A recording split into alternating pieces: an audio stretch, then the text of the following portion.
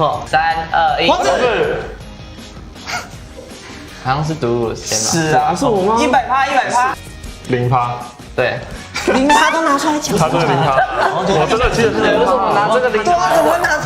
我忘记拿2场可以了。你在看得起他，你在看得起他了。我在 PCS 第1场比赛中对上了 RSG， 我在上对到的角色是，我在上路对到的角色，黄子，赛特，黄子，错，手摇卡，对啊，阿文打手摇卡，他换完了吗？对啊。请问 Enzo 在春季季后赛总共拿了几颗人头18到28， 18到21。两错，他先的。19啊，对了，我要出事了，我拿那么多颗头。对，都被你抢光，都被抢了，给他投。第2题，春季赛中 Enzo 第1次吃到巴龙是对上谁的比赛？你要说 RSG， 不是。两错，JT 啊，对了。为什么你知道是 JT？作弊，哇你，是有剧本，有看题目你是不是写好剧本？我怎么知道为什么？赌路，哎，赌路没有哎，完了。赌露露的 Facebook 与Twitch 大头照动作是什么？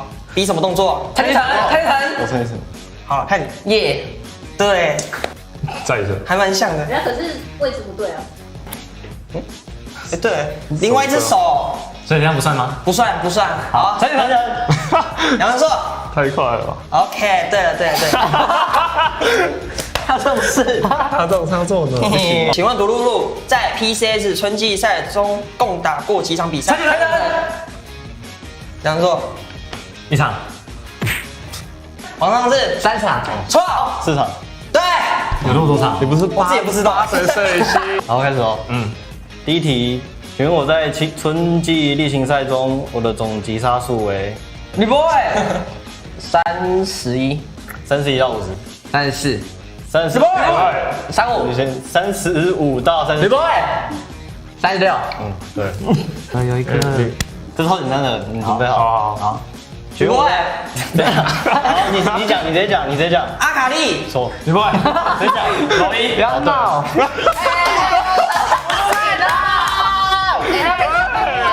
这样可以吧？不行吗？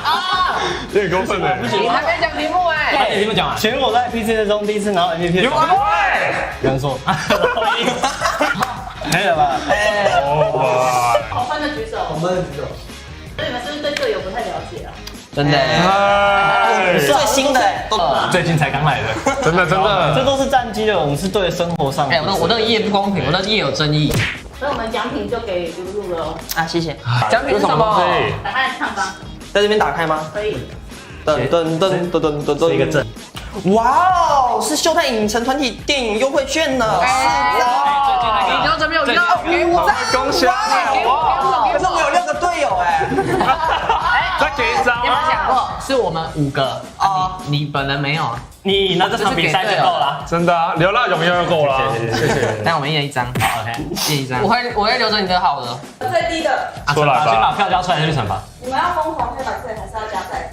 疯狂黑白菜，黑白菜，好，黑白菜。红黑白菜，超不会玩的。好，包5啦，职业选手都打包5。真的包5，黑白菜，男生的配，黑白菜，男生的配，不要。往下比，黑白菜，黑白菜，男生的配，来，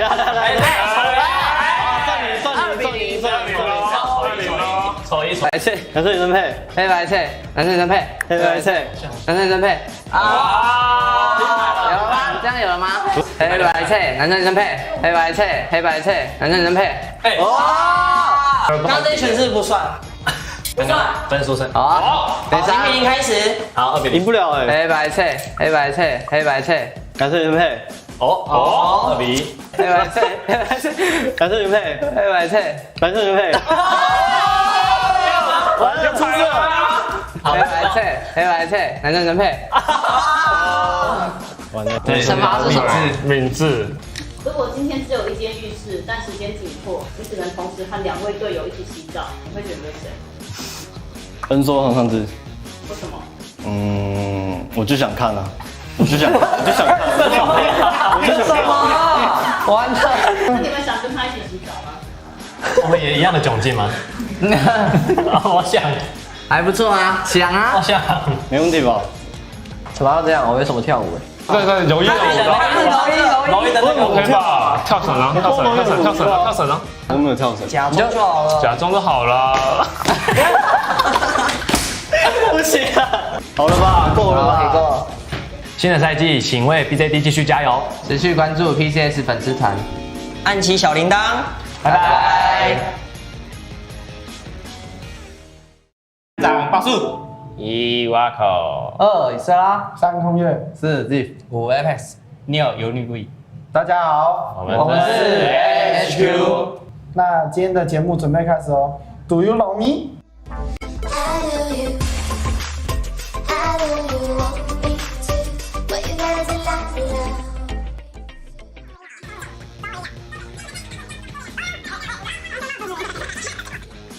跳抖音不会变坏。今天有奖品，应该有奖品出来就好。对啊。今天像惩罚吗？有些行。那奖品呢？那我们尽量不让你们做什么实力提升度这些，是没有这些。那就是羞耻。那就是羞耻度。先开始吧，挖口。挖口在春季赛打了33场比赛，请问挖口在整个春季赛总共拿了几个人头？举手啊！这是终极密码吗？再高一点，还高一点。讲几场？33场，169好了。最好那么多啦，好，没那么多。 0到169。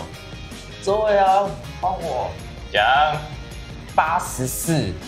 对哦。 0到84。周伟安80。80到84。对啊！我说了。来，合拳，来拳。来，剪刀石头布。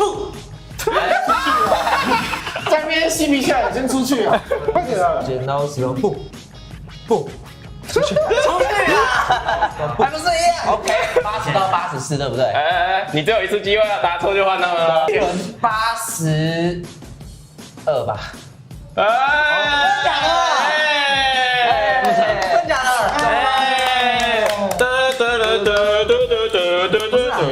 为什么要贴？看有没有算？你33场才82杀，怎么可能？怎么才82杀？很多了好不好？你当对面都是3场呢？我是那个运营型玩家。我还想太好，我算33场100。闭嘴！第二题，请问我在 PCS 最后一场比赛中吃了几支兵？举手。周洋说。 153。你们最好那么少啊！周洋这么大？4、5、6。3、6、9到4、5、6、8、5。周伟，我先，你先。3、7、周洋场。不是，大家都有意见就只能猜拳了。猜拳了啦！记住了。摇手不？哎，你跟我什么？摇手不？多少377到385，快！382，周伟啊！377到38，周伟啊！啊，剩我们4个。哎，对，382到385。 382到385，上2个数字啊！上2个数字。哎，周洋，周伟啊！好了嘛，那有公面嘛？你先。383，耶！为什么啊？位置。来，第一题，以色拉在春季季后赛的 KDA 为2.3，请问以色拉在春季赛中总共有几次助攻？黄忠志，哎，600个，600个，0到600。好，升上去。900。什么0到400，数学系400，转罚完谁给来了452， 0到400。黄志可以215， 0到215。黄志242， 0到240。你也是可以。讲我数学博士。没有啦，200，我刚刚说250，200 0到200。黄忠志，那个最快，现在有最快。你刚刚应该换我吧？啊，对，刚刚要换我先。 158。158到。我帮你吃回来大声一点！就你啦！161。黄忠志。再大声一点！你喊的好大声啊！就你啦！159。黄忠志。159。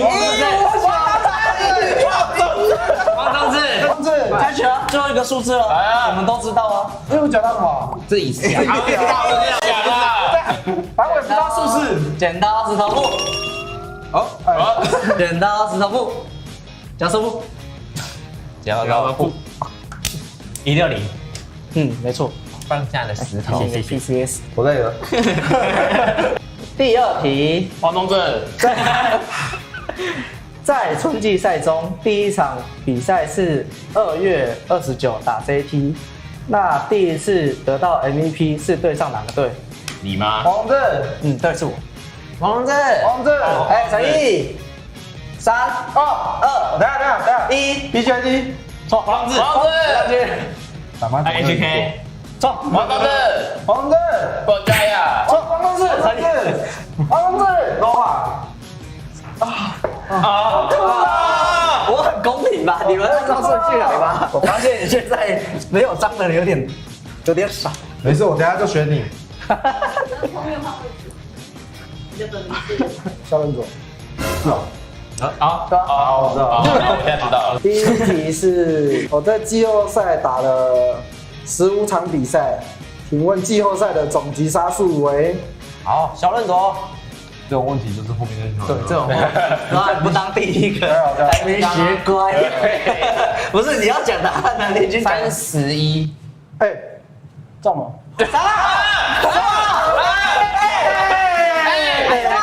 先猜就哇，你们太懒了，真的假的？这个一猜就对是谁？我操！谢谢你。哇，这有作弊的，我觉得这有内鬼啊！这题有问题。你们是说我跟 H 串通好吗？你讲什么？他讲的。你说的啊？哪来的灵感？怎么可能？乱猜啊！第二题，春季赛中第一场比赛使用的英雄为？小任佐，小任佐。加手部这题太简单了，加手部。简单吧？太简单太简单吗？答案是我也不知道。我也不知道。其实我也不知道。加手部。加。雷克萨。中了。好扯哦。答案不会是李欣啊？对啊。答案你不会是李欣啊？那个 Z 跟那个缺换的问题。第一题是，请问我在春季赛第一场比赛中，第一个用的角色是谁？陈毅，我发现有点难选，那先选你好了。雷尼克顿，耶！这是问题，这是送问题吗？这是问题，这是问题。第二题，请问我在春季季后赛中胜率最高的英雄为？陈毅，Uni Boy。鳄鱼。错，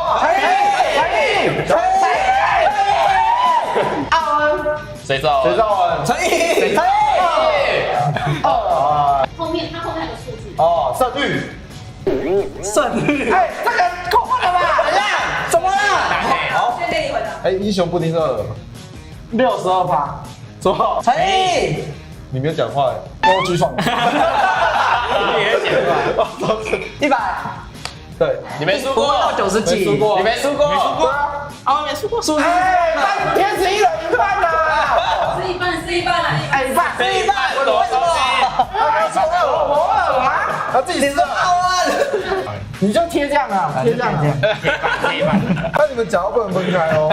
我是了，还是要恶心人家半点，半点也我好不容易旗鼓相当了，至少你还有一半。换你了，这样我也不会输一点的人。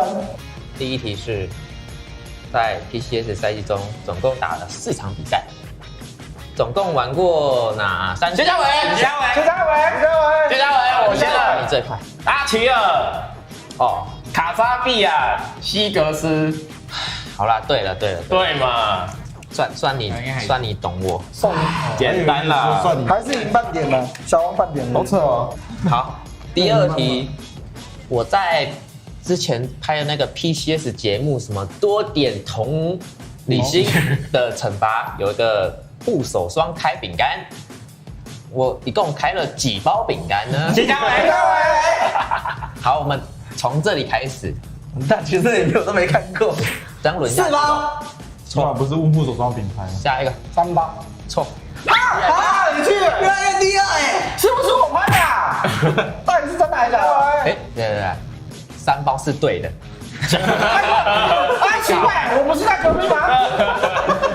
还是你没去拍？开个玩笑，看来你赢汪东志了。没有，他本来就赢我。我现在是2点半，那个惩罚就留给他吧。过关。不是，就是有，你知道吗？这表示等一下如果我对一题，陈昌就下去了。所以你要题目都给我答，陈昌就下去，有翻盘的机会，你知道吗？都不要举手就好了。然后你们3个不要举，真的，你们3个不要举，他就出去了，对不对？第一题是在春季赛第1场比赛中玩的NOV，这场比赛我出的第1件大装是啥？陈昌，干嘛？我不知道哎。陈毅突然不知道了，我要出无尽，如灯回应。错，另外一个陈昌君，陈昌君，陈昌君，陈毅。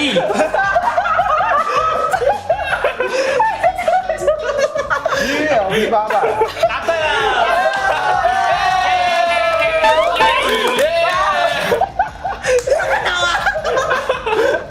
啊，没事，做什么？哇，就看见证友情的时候了，各位。第2题，请问我在这个例行赛中死亡次数总共为多少？这个太多了，你们也答一下吧。我先吃了好。可是我真的不知道哎，怎么办了？47次，再少。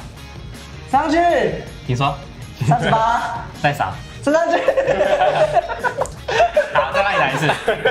你这太少哦。32。错了。来，公平竞争，公平竞争。各位可以竞争了。陈昌君多少次？14次。再高。21。不用喊名字哦。陈昌君21。再低。交给你们了。17到21。上去。我来啊，3个数字嘛。来，不要说没给你机会了，我们都给你了。再给你了，都给你。好啊，答对了。好，所以你们算上你们身上的奖金。这18次哦，真的假的？所以最赢的是谁啊？他3分，他3分啊，每次半点能力，每次都赢，半点是同一点都赢，他每次都赢。四舍五入，4舍5入啊。这是什么？你们想知道吗？这感觉不是什么好东西。啊，你说什么奖励？这叫什么？奖励还不是好东西，还会是啥？秀泰影城团体电影优惠券。从现在开始，我们集训1个月。不能去公，这里有5个哎，那这是我们一起去哦。不是，我们好像会漏掉1个。那你不要去哦。只有5张，你知道吗？那你们就是考验友谊的时候了。等一下，我给你们一个机会，让你多赚1张。现在最输的是谁？我啊。是你。我们等一下给你一个问题，然后你觉得谁会猜对？你们是帮我把眼睛闭起来。哦。对。然后你走到他面前，我们先不给你看问题。我们凭啥？觉得谁会猜对？你走到那个人面前去站着。好呢？直接选，觉得谁会答对你等一下出的问题。我听到了。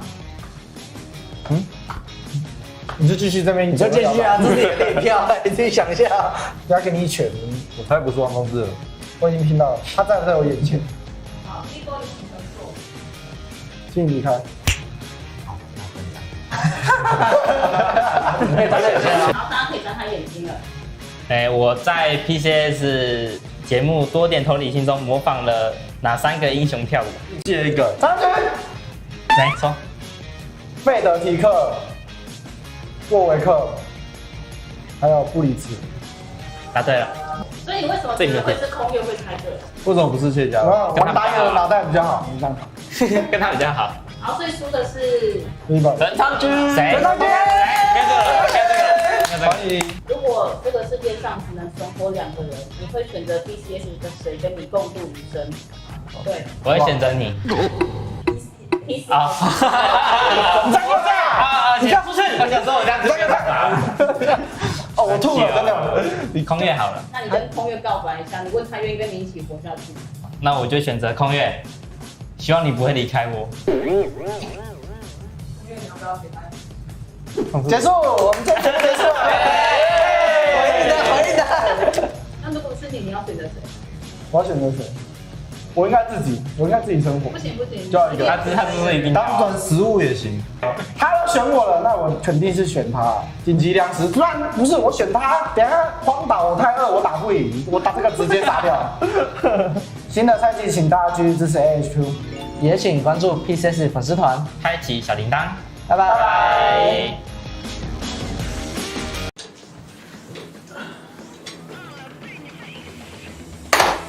วันนี้เรามาทำอะไรกัน ไม่รู้เหมือนกันครับ ทั้งสองคนนี้นี่สนิทกันมากไหมสองคนนี้ สนิทครับสนิท สนิทขนาดไหนด้วย ก็โอ้ยเห็นทุกอย่างครับพี่อยู่ที่ห้องเดียวกัน อ๋อ เห็นทุกอย่างกันหมดครับ ก็สนิทนะ เห็นทุกอย่างแบบเติ้ลปะอ่ะแล้วเติ้ลคิดว่ามั่นใจไหมว่าจะทายคอมเมนต์ของล็อกกี้ถูก ตอนไอ้นี่มันอ่านง่ายครับมันอ่านหมูอีกมันกินหมูเลย ของหน้าก็รู้แล้วครับ โอเคดังนั้นพี่จะส่งคอมเมนต์ไปให้ทาง เอาที่หนึ่งนะครับจีโอช่วยทำให้เมกาได้แชมป์ LST ปีที่แล้ว ผมเชื่อว่าเขาจะเล่นได้ดีขึ้นอีกตอนอยู่กับทีมโนวาและตอนที่เจอกับทีมโหดๆใน PCS 2. FC พี่มากๆเลยครับติดตามมาตั้งแต่อยู่ทีมมิดทั้งหล่อน่ารักขาลมดีมั่นใจสาวๆจนอยู่หมัดเล่นเกมก็เก่งอีกโอ้คุณพระ 3. คนเงียบๆแบบนี้ไม่เคยทำให้ผิดหวังเลยจริงๆส่วนตัวผมว่าเขาดูขึมจัดๆเลยแต่ก็เล่นได้เข้มมากสู้ๆจีโอ 1ครับ ผมเป็น FC ล็อกกี้มานานเมื่อไหร่จะมีแฟนครับอยากเห็น 2. ล็อกท็อปเล่นอันดับหนึ่งของไทยเขามีสไตล์การเล่นที่มีเอกลักษณ์ที่สุดในพรีเซตเรียกได้ว่าเหมือนกับงานศิลปะชิ้นหนึ่งเลย ผมชอบตอนเขาเล่นตัวแทงกับไฟเตอร์ 3. ผมชอบสกิลเพลย์ของล็อกเพราะเขาเล่นเก่งสุดในทวีป4คิดว่าในอนาคตเขาน่าจะตบคนในพรีเซตได้หมด ดาวว่าข้อ 2 ครับ อ่านไหม FC พี่มากๆเลยครับทำมาตั้งแต่อยู่ทีมนี้ทั้งหล่อน่ารักคารุมดีมั่นใจสาวๆจนอยู่หมดเล่นเกมก็เก่งอีกโอ้คุณพระ ใจใช่ไหมเป็นคำตอบสุดท้ายไหมคำนี้ มั่นใจ มั่นใจน่าจะ1ครับ ผมเป็น FC ล็อกกี้มานานเมื่อไหร่จะมีแฟนครับอยากเห็น ทำไมอ่ะทำไมพี่เติ้ลจะพูดอย่างนี้เหรอ ก็วิเตอร์ชอบปั่นแบบเรื่องแฟนอะไรอย่างเงี้ย อ๋อ เขาคนไหนโสดก็สนใจก็ติดต่อได้ครับคนนี้ นะครับเป็นคำตอบที่ถูกต้องส่วนล็อกกี้ครับคำตอบของล็อกกี้ก็ถูกต้องเหมือนกันอ่ะถามน้องก่อนว่าทำไมถึงคอมเมนต์แบบนั้นให้พี่เติ้ลไปเป็นแฟนคลับตั้งแต่มิตจริงเหรอ เรื่องขึ้นมาใช่ไหม ไม่ก็ดูตั้งแต่มิดนะ ไอ้น้องมีแฟนนะครับเห็นบ่นเหงาทุกวันผมก็ไม่รู้จะช่วยยังไงก็ฝากติดตามทีมโนวาด้วยนะครับพวกเราจะทำเต็มที่ครับ ก็ฝากเชียร์โนวาด้วยนะครับ ใกล้จะเข้ารอบเพลย์ออฟแล้วครับเดี๋ยวพวกผมจะทำให้เต็มที่ครับ กดไลค์เพจ PCS ใน Facebook ด้วยนะครับ จะได้รู้ทันข่าวสารว่าพวกเราแข่งช่วงเวลาไหนครับ สวัสดีครับ JT，我是中路 Kobe，我是 AD 小 V，我是打野哈娜，我是上路瑞斯特。我是辅助雀巢，那我们开始吧。Do you know me？ I know you, I know you want me to, but you guys are like love. 我知道，我知道。那 Kobe 的答案我都不能答哎，忘记。第一题 KURB 在季后赛中获得了第一次 MVP， 请问上场的2场比赛中各玩什么角色？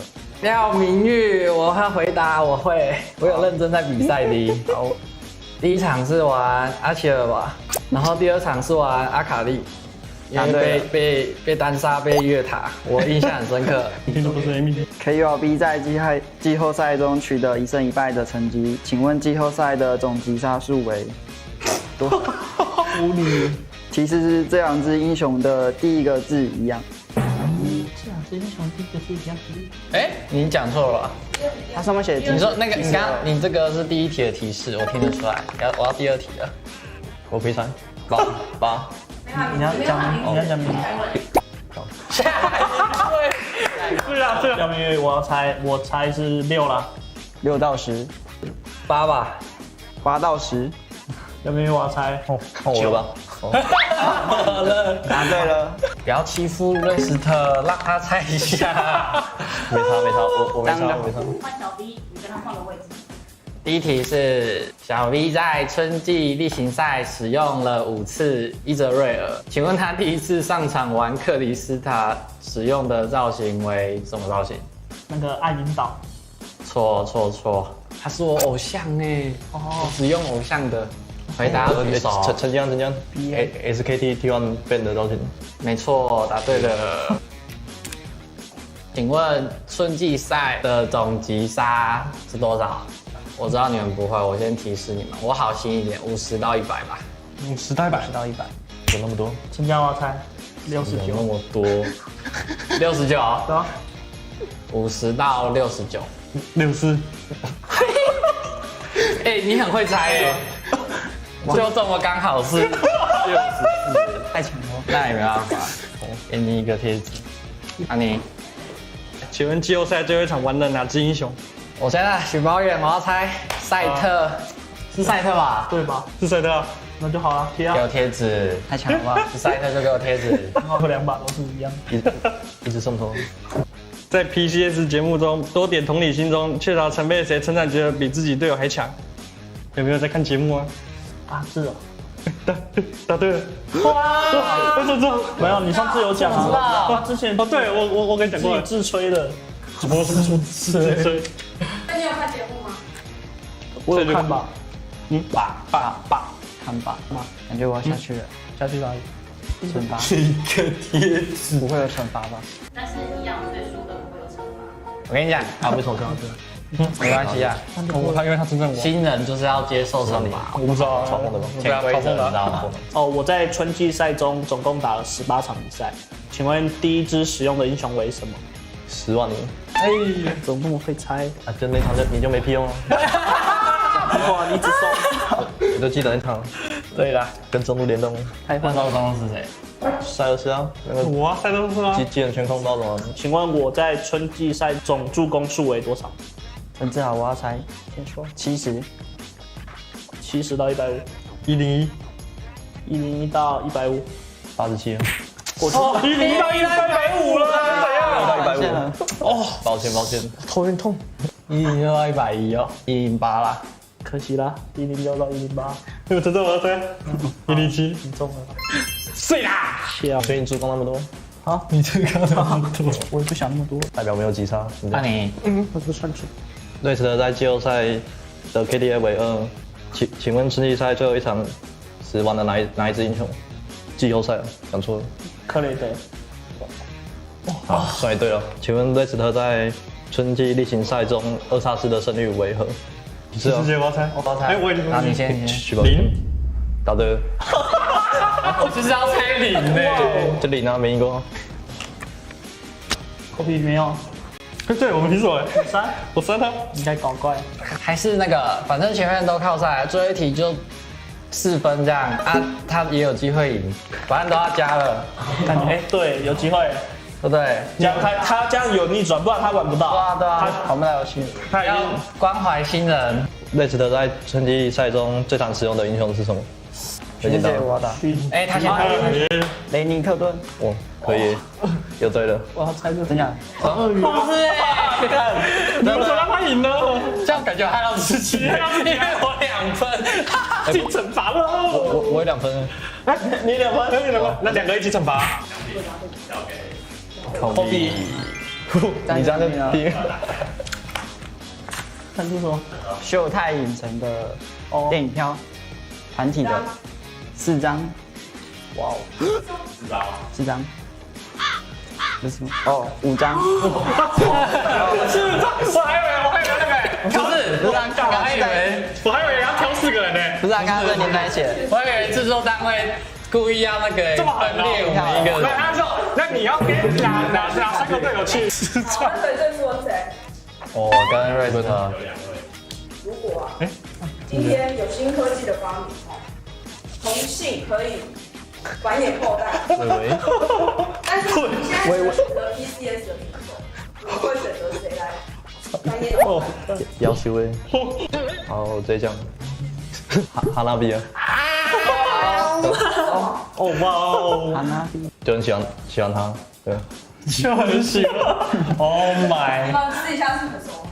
很熟，因为之前就很常打比赛嘛，然后私底下有一起出去吃饭。你不是会去他家吃饭？他家？去他家玩游戏。之前有去过他家。对啊，感情很好。没有。不要跟我讲这么多。我知道。只能选我们赛区的哦。对啊，可是不行哎，我的心中只有一个人啊，我没有办法选出我们赛区的人，因为我只对佛哥有感觉而已。没办法，太爱他了，爱到要哭了。请继续支持 J Team，持续锁定 PCS 官方粉丝团。拜拜拜拜。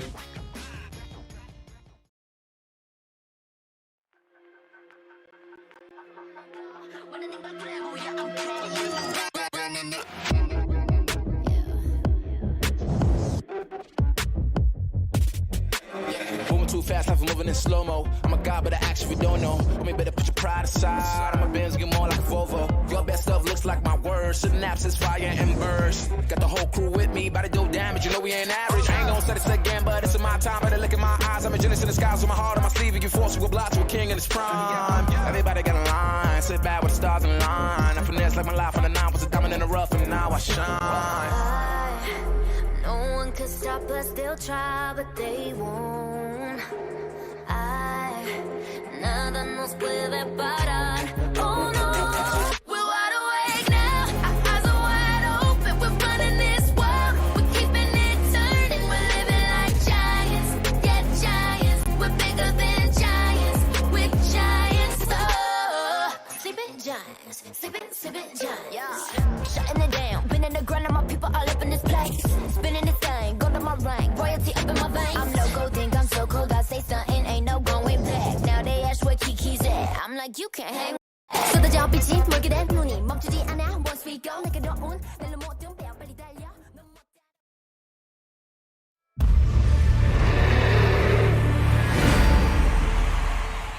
Bringing a habit to all foes. Until they all vanish, you know it's on. This is the life that I chose. I'm down for whatever, anything, go. And welcome, ladies and gentlemen, to playoffs. It's week 2 of the PCS Summer Playoffs. And we're into the lower bracket here as teams fight their way back up for the opportunity to represent the region when it comes to the international stage at Worlds 2020 in China. Welcome, everybody, to the Global English Broadcast. I'm Opal, joined alongside Riku as always. But, of course, we have Crow rejoining us. Crow, it's been a little bit since we've been able to see your beautiful face, and not a stern PNG like we had back during our spring finals. Actual webcam this time, so I'm pretty happy. How has your summer been treating you so far? You know, a little bit here and there. Dealing with the COVID pandemic from where I am has been a little bit of an experience, but other than that, I think I've been doing pretty okay. Well, you know, being able to at least be with your family this time around. I know that was having a tougher time on you when you were back over here in Singapore. And, of course, thank you for joining us. Of course, it's pretty early for yourself, 4 a.m., so thank you for trooping on with us. Riku, you were able to, of course, cast some of the games last weekend. We had ourselves a bunch of different action and some surprise upsets now. The fact that we find J-Team as well as Machi in our lower bracket. Yeah, exactly. It's starting to look very reminiscent of the spring playoffs where we find AHQ back at the lower bracket. And for J-Team, even though they had an amazing run in the regular season, they find themselves back again in the lower bracket. So I guess it will be interesting to see how this pans out as, again, Nova and Berjaya Dragons have been improving throughout the whole season. Yeah, I know Braze is full on that Berjaya Dragons train. I think he's still a little bit delusional himself, so we'll see whether or not he's going to be able to actually pull off the run back on predictions. I still think it's a tall order, but coming into this matchup in particular, of course, we have J-Team taking on Nova Esports today. J-Team, this team was able to kind of turn around what was a disaster of a spring start in which that team was only barely able to make it into playoffs. Then coming into summer at the very top of the leaderboard. Crow, as a coach from the region originally in spring, were there any signs of this kind of J-Team lurking in this roster, or was this kind of a surprise to you, at least watching for the PCS here in summer? Well, I mean, in spring, I didn't think that they were very good. Even when we played them in scrims or played them on stage, we didn't think they were that great. So I was kind of taken aback when I saw how well they were doing, not having watched every single game. But when I started watching, I noticed the kind of a worrying trend, and it seems like that everyone kind of caught on. Yeah, of course, Riku. We've mentioned time and time again. It's always come down to that mid lane champion pool. Yeah, I feel like, Nesty has been allowed to do Nesty things, having to pressure all of the side lanes. And now when we finally saw the series against Machi, they banned out 2 champions, which is the Galio and the Set, and Nesty seemed very lost and quite different from his regular season run. Yeah, if he's not able to have any kind of control over the map in global ultimates or any kind of abilities along those lines in the form of the Galio or even the Twisted Fate, and like you mentioned, also getting rid of that pocket set, it felt like this team has kind of fallen apart a little bit. And now the question becomes, if you're a Nova fan, is that information from the Machi series enough to actually warrant them success here up in their matchup up against Taipei J-Team? Of course, we're going to go ahead and take a look at their rosters for Taipei J-Team. Starting off, it's going to be Rest in the jungle, Hana in the Rest in top lane, Hana in the jungle, Nesty in mid lane, Lil V as well as Woody down in bot. This course is our top team of the table as far as summer went, but then again, a shocking upset where they fell to Machi, now find themselves in the lower bracket. Can't really say I'm surprised that Machi are the ones who kind of brought this into the playoffs. They've had their coaching staff has proved on a pretty consistent basis that from that perspective that they do a very good job. But I am really interested to see how it works out when it comes to Nova, because I don't think this has been a great split for G4 either. So let's see who wins the battle in mid lane. Exactly. I mean, have the 1 week building up into this series have prepared them enough? I'm pretty sure, because Nova might copy paste again and ban those comfort picks for Nesty. And of course, you've got Lil V and Woody as well at the bottom side of the map, being very reliable when it comes to the later stages of the game.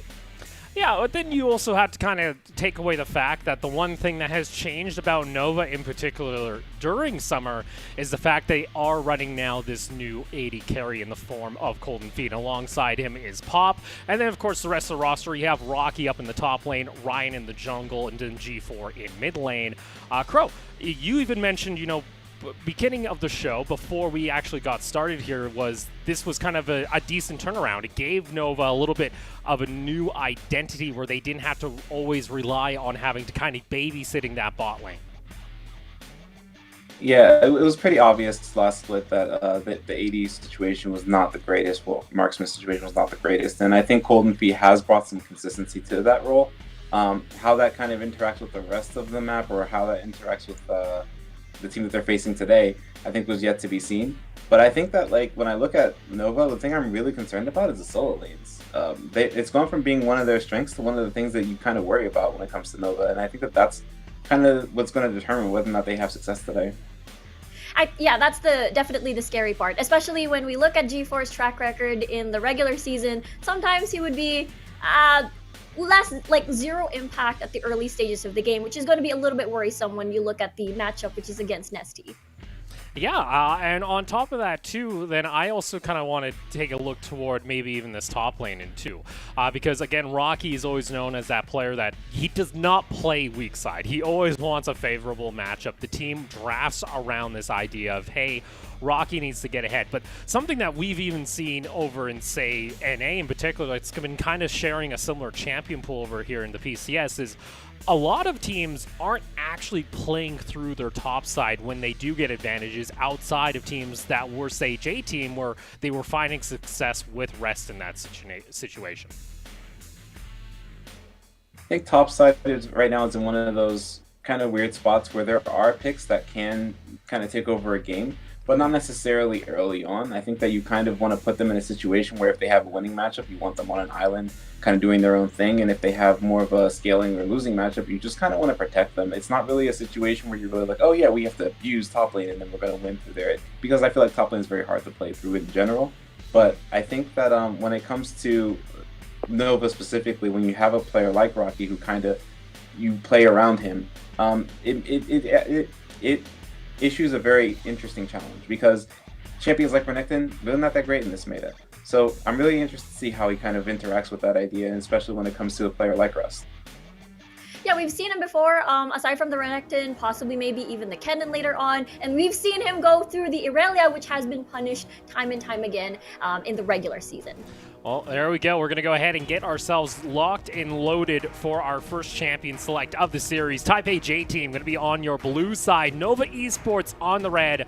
And start things off, looks like Nova, they took a page out of the Machi book. They said, all right, we're going to go ahead, get rid of that Twisted Fate. Meanwhile, though, for J Team, getting rid of some of those niche pocket picks that a lot of the players like to run on the side of Nova, getting rid of that Nidalee, as well as the Callista that can be, again, flexed between Rocky and Golden Feet. And there it is, the Galio ban as well coming out from Nova. And you can just see the reaction on ST's face. Initially, when he saw the Twisted Fate ban, he kind of had a cheeky smile. You see the Galio ban, he's a little more concerned. So we'll see how it goes. Well, 3 bans, wow. There it is. On top of that, too, you got the Lucian getting banned out. That was actually kind of being flexed up toward the top side of the map by a couple teams here in playoffs so far, notably PSG as well as Nova. And then, like you mentioned, the set. So that is 3 bans being exhausted toward ST, but that does leave open this Caitlyn that has been the top priority pick if it is left available on blue side.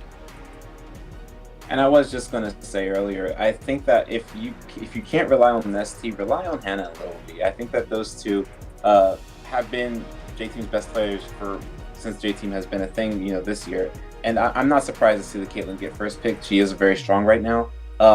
My concern would be that there are champions that are available that can play really well into Caitlyn, prevent her from doing Caitlyn things, and Shin is one of such champions. Yeah, not hesitating one bit. Golden Feet has played this champion previously, I believe, during the playoffs at least. So it's going to be comfortable for Golden Feet when it comes to going up against such as a very talented player such as Lil V. Oh, there you are. And we were kind of mentioning, especially last week we saw from Nova, was sometimes a blind Jhin pickup. They are also going to be the ones that say, all right, we're also going to be running this Pantheon, which, of course, could be played from the support role, but could also still be flexed there to G4 in the mid lane if they really wanted to. I think this next pick for Nova is going to be very telling of how this draft is going to go. Having an AD mid laner in this meta basically means that you're signing yourself up for an AP jungler or an AP top laner, especially since they've already locked in Jhin. So I'll be very interested to see how the next pick goes for Nova. Meanwhile, J-Team has locked in the Orianna for Nesty.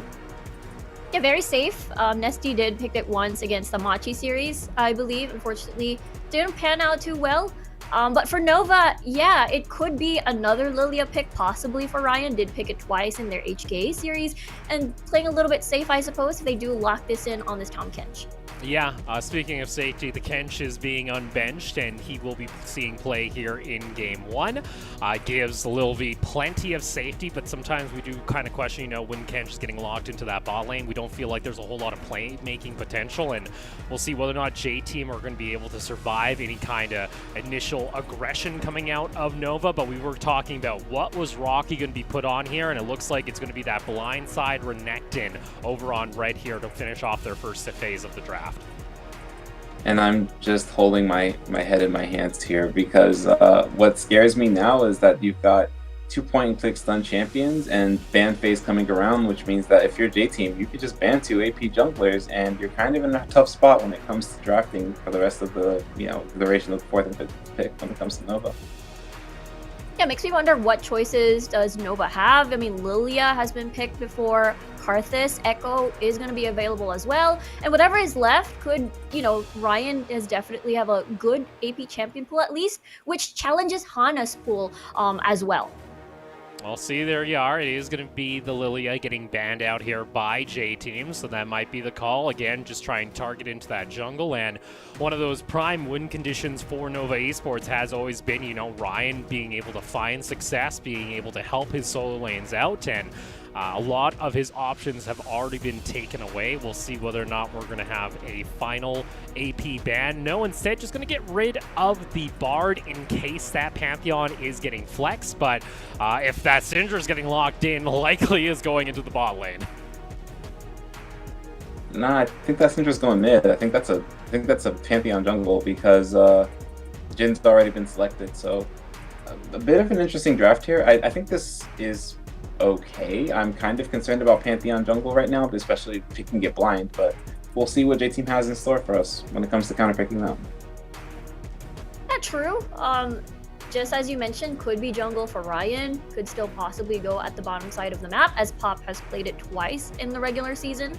But yeah, Volibear can still be flexed either top side or maybe towards Hana in the jungle. Hana has a lot of experience when it comes to this jungle pick. Yeah, and I was also interested to see from J-Team the fact that they are actually also running Hana at this point and giving him something that might be a little unorthodox if we get ourselves a little bit of swap up. Rest was running the Volibear before, and that is going to get a Zac pick locked in here for Taipei J-Team in the lower bracket. Our first Zac actually being shown here in the PCS. So when I see Zac, I think of one thing, which is gank mid. I'm not actually sure which of these two champions is going top. It could be Volibear and it could also be Zac. So I guess we'll just have to see and wait how the matchups pan out. But really interested to see how this goes. Yeah, this is also looking towards Nova's last pick. This is a very good flashback, I suppose, on towards Ryan's pool back in spring. Played a lot of Sejuani back in the day, and this does confirm that, you know, this Pantheon is going into Pop's hands once more. And if I see a Sejuani and a Zac matchup in the jungle, I kind of get an instant throwback into, like, you know, Season 4, Season 5, you know, tank jungles all over the place. It does mean that that Pantheon, though, is going to be going into the bot lane, and technically you're getting a little bit of magic damage out of this Sejuani. So I guess it kind of fits the bill here. Also allows No to have a front line. Well, I can say that I got outdrafted. Putting the Pantheon bot, I think, is a good option here. At least better than putting it mid in this scenario. Interested to see the tanks, you know, kind of have the wet noodle fight in the river. But other than that, I think that putting Zac in a situation where he basically has to gank the Syndra over and over again is interesting. Obviously, Syndra has the interaction with her E, where she can stop Zac from jumping and getting on top of her. So we'll have to see how that goes in terms of it being effective or not. But you know, Zac has some very creative gank paths that he can use to kind of punish these very low mobility comp from Nova. Well, we'll see if that's going to be the case from Hana. Thank you for joining us for the draft here, Crow. We'll see you afterwards. But for now, we're going to go ahead, get ourselves locked and loaded for Game 1 of our lower bracket quarterfinal between Taipei J-Team and Nova Esports.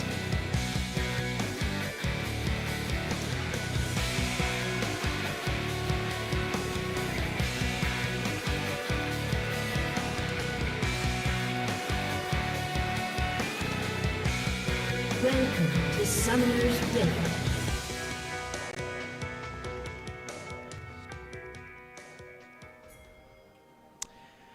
And on we go. First game of our series between Taipei J-Team and Nova Esports. It gets scary now, though. You are in the lower bracket. Both of these teams actually were in the upper bracket. Nova, though, got knocked down there by PSG, and Taipei J-Team by Machi now find themselves facing off against one another.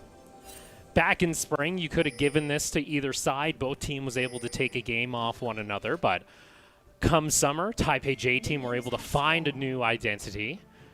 Unfortunately, that identity seemed to be a little bit weak up in their series up against Machi, and we started to see a lot of the same mistakes that we saw back in spring. And now Nova here with an opportunity to kind of prove themselves as being able to go toe-to-toe with some of these former teams from the LMS in a best-of-5 series and try and show that, hey, we can make that top 4 that we were aiming for at the start of summer.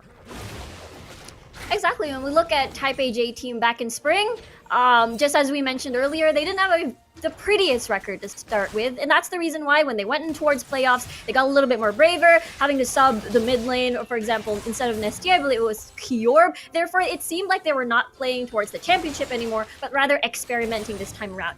Today, it's very different. They're fighting for their lives and still having a good and amazing start with having only 3 defeats in the summer regular season. That's the reason why, you know what? They'll be bringing out all of these possible secret picks that we've first time be seeing here on this, for example, Hana on this Zac. And like, I'm not disagreeing. I like myself some Zac play. He was like one of my first jungles to actually ever come out when I started learning League of Legends all the way back, you know, in Season 4. But to see it here in Pro, it seems like a very kind of out of nowhere pickup. And maybe that's just kind of speaking a little bit to the idea that, you know, Taipei J team are very much trying to just go in for this all big wombo combo where you have that Zac jump in with the shockwave and you got a beefy front line that's just trying to protect a Lil V. We'll see if that's going to work out. I feel like G4, if he wants to prove himself, though, to being in a capable spot where he's able to take down some of these strong solo lanes from, you know, Taipei J team as well as Machi, you have to show yourself. Meanwhile, top lane, though, we were wondering, are we going to see that first strike come out of Rocky and Ryan? It appears to be the case. The stuns land, and that first blood over to Renekton for Rocky. Yeah, Rest a little bit aggressive there at the top side of the map, extended rather into the lane. So even though there was decent vision over at the river, it was a little bit too late for Rest, even having to burn a flash right away on Rest's top side. So there you go, first blood for Nova as they're able to strike on the map first, and this is where we kind of expected it. You're going to run this Renekton, pair up Ryan, who's in a melee, you know, synergy there with your Sejuani, and it's going to be an easy gank here until Rest gets himself some safety in the form of that ultimate. Yeah, exactly. Very strong level 3 for the Renekton and as well as the Sejuani. So a very easy gank, I suppose, coming from Nova. And yeah, going back towards the tank portion of this matchup, I think it's due to the fact that Nova is perhaps, or rather both of these teams are expecting it to go the long round, because most of the time we see Ryan and Hana having to play a lot of these early game junglers, and if they don't work out, they look like they only have the one purpose, having become a CC bot. At least for Ryan or Sejuani and for Hana, they have some sort of that meat shield potential if it goes the long way. But there you go, Nova, they're going to be happy with that start on the top side of the map. Meanwhile, bot side, though, we are going to pay attention to this Jhin as well as Pantheon coming out from Nova, and unfortunately when you're going up against a Tom Kench, Pop, if he wants to try and all-in onto Lil V, it's not usually going to be getting a whole lot of damage out, and the range matchup not favoring Nova at all at this point. They are starting to bleed a little bit of CS here, now down almost 2 waves as Lil V's looking to crash another wave in.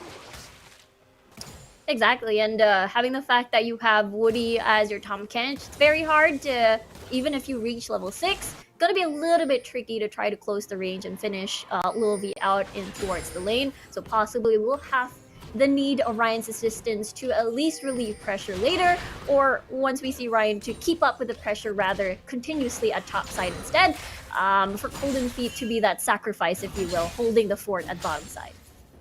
Interesting, though, if Hana decides, all right, top side has been kind of forfeited at this point, kind of realizing that Rest is continually just kind of pushing on in and Ryan's nearby. Is he actually going to be there for a counter gank, or are we going to see the Zac at least try and apply some pressure in toward the mid lane, like Crow said, where usually your one job on Zac is gank time and time again on that mid lane and try and get your lane up ahead. Unfortunately, not a whole lot of good follow-up from Nesty until that level 6 is available for that Orianna. Yeah, having to get that shockwave in, especially the fact that G4 has been landing or pushing Nesty into his own lane constantly. But, you know, Nesty's still doing a pretty good job having to keep the CS intact against G4, despite having an awkward start for him. We'll have to see, though, as Ryan making his way towards the river portion of things, as Lil V and Woody a little bit extended here. Need to try and help out on this bot lane. Meanwhile, mid, though, G4 able to find himself a nice combo, but not a whole lot of mana to use there. Shockwave will come out from Nesty. Just trying to force G4, I guess, back at this point. Want to try and burn that teleport maybe ahead of this upcoming dragon fight, as Nesty actually already had to go back to base himself. It looks like G4 will at least respect that. Ryan, though, not afraid to jump on over the wall and actually start up this dragon. Yeah, and back timings too from Hana, even though he already finished his Krugs, not yet level 6. Unfortunately, therefore, has to give up any sort of dragon presence at the bottom side of the map. And I think it's a little bit, what do you call this, characteristic for J-Team, especially if they want to make moves around the map, they have to sacrifice most of the time bottom side or dragon side control, except that we haven't really seen Hana gank yet. Yeah, Hana, well, I guess he's still waiting for that let's bounce, possibly for the Zac, before he really wants to draw any attention. It's rather difficult for him to go and dive that bot lane as it is consistently pushed in, and when you're diving onto a Pantheon with Ignite, you are likely going to be trading back at least 1 kill, so maybe they just don't want to try and fumble that up. Nice invade, though, coming out from Rest is going to actually steal away that red buff away from Ryan. Will he get out, though, is the question, as Rocky just comes down the river and kind of realizes, hey, what you doing? Dominus going to be popped. That forces Rest to pop his ultimate to go back to safety, as Rocky just asserting dominance so far in the matchup, already now up 2 waves as far as CS goes. Yeah, I think, you know, Ryan having to put a lot of pressure at top side for 2 consecutive times really put Rocky ahead. And that is the name of the game for Nova when we look at their spring performance as well. And this is going to be just according to plan, especially that they also are able to get control over Rift Herald. The check mark is intact. They managed to get first dragon, and now they're moving towards Rift Herald. And J-Team, again, unable to do as much because mid lane is constantly pushed. And there you go. Current call comes out from Golden Feet. Unfortunately for him, deciding not to go for the 3rd and 4th shot, as they realize they weren't going to be able to get enough damage. But there you go. Nova, with that pressure, are able to translate that into the first Rift Herald. We'll see if they're able to open up anywhere on the map here to start things off after, again, claiming just all this objective control. Yeah, just according to plan again for Nova. Again, in sacrifice to the constant letting go of bottom side as Golden Feet and Pop. Again, still trying to hold their ground. Lil V already having a really nice, significant lead when it comes to the CS. Also whittling down the plate slowly but surely as Nova is unable to do much. At least they're able to get their top side ahead, which is, again, the name of the game for Nova. Well, this is kind of the thing. When you pick up the Caitlyn, you kind of just have this relentless push, and because Ryan has put so much of his focus toward the top side of the map and now even, you know, trailing in toward mid lane, unfortunately, Golden Feet and Pop have just been left out to dry, and they'll have to try and pick up some of their gold during some of these chaotic team fights when Pop is able to jump on in and Golden Feet can try and clean stuff up. But as far as lanes go, that is the one that's currently bleeding the most here for Nova. I think the good news for Nova, at least, you have a lot of answers to the Caitlyn if Lil V gets too out of control from the laning phase. You've got G4 here on the Syndra. You've got a lot of stunts to work with. You've got somehow a lot of initiation and backline access in the form of this Pantheon when he does his ult correctly, and for Rocky when he set up his good teleport flanks. And I think that's the reason why Nova is a little bit comfortable having to not relieve pressure for Golden Feet at the early point of the game, as long as they keep top side control, and that's their answer for Lil V. I think, though, that's the thing, that's part of the issue that we keep glaring, though, toward Nova is, sure, Rocky's able to find himself a 20 CS lead at 10 minutes. Awesome. He's on Renekton, though, and even Crow kind of mentioned, everyone loves to go with this Renekton in this region in particular. We see it a bunch over in NA as well, but do we see really any of that lead translated into anything? And in most cases, it doesn't really pan out. So Nova are the ones that are going to have to break kind of that mold and try and say, hey, we're here to actually make things happen. Rocky's going to get into the back line, but if he's never able to jump onto Lil V, it doesn't matter how far ahead he is. He won't be able to get through that front line. In comes holy dive! As that's going to be everything burned onto an ST, but they are not able to actually finish off the kill. And now, unfortunately, the dive goes awry, as that's going to be a kill traded back on over to Pop. Ryan able to get himself back to safety. Rest has his ultimate available, but unfortunately, I do not think he's going to be able to claim it, as Hana, as well as the rest of the squad, able to intervene and prevent an ST from going down.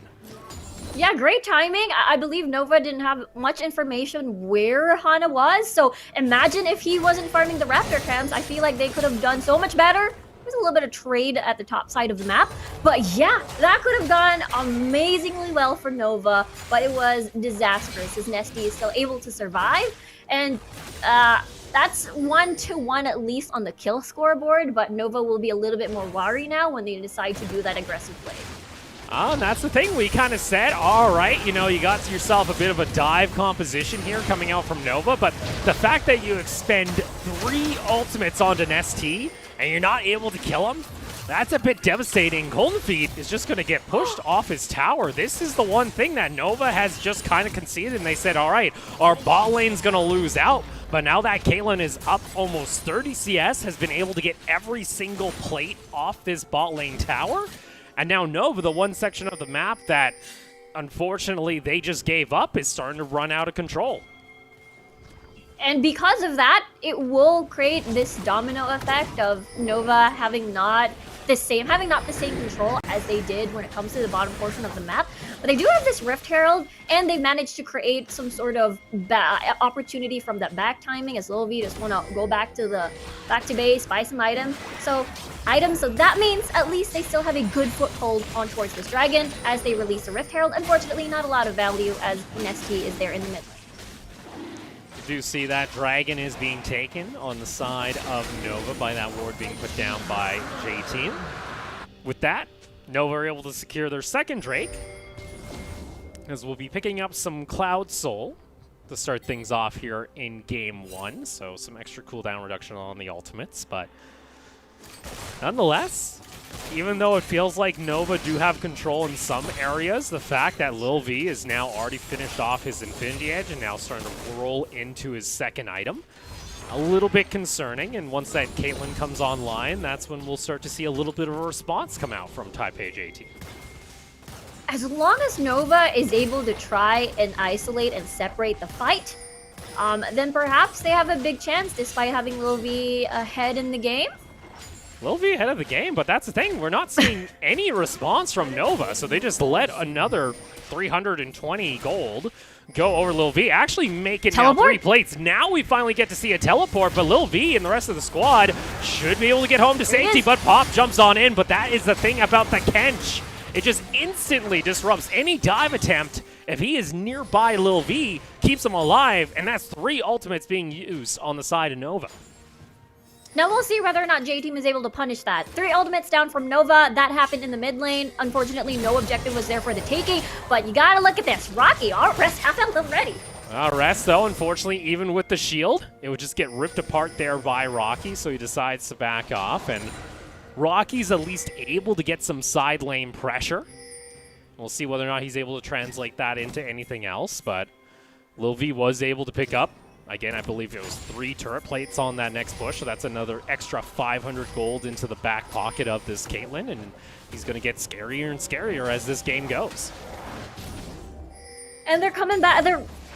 They press B, and they're going back to base again. Even though, let's just say, Nova has lost 3 ults, this is the second time that J-Team is unable to punish that. And therefore, Nova free reign on this Rift Herald once more, despite, Lil V having such an amazing lead from the start.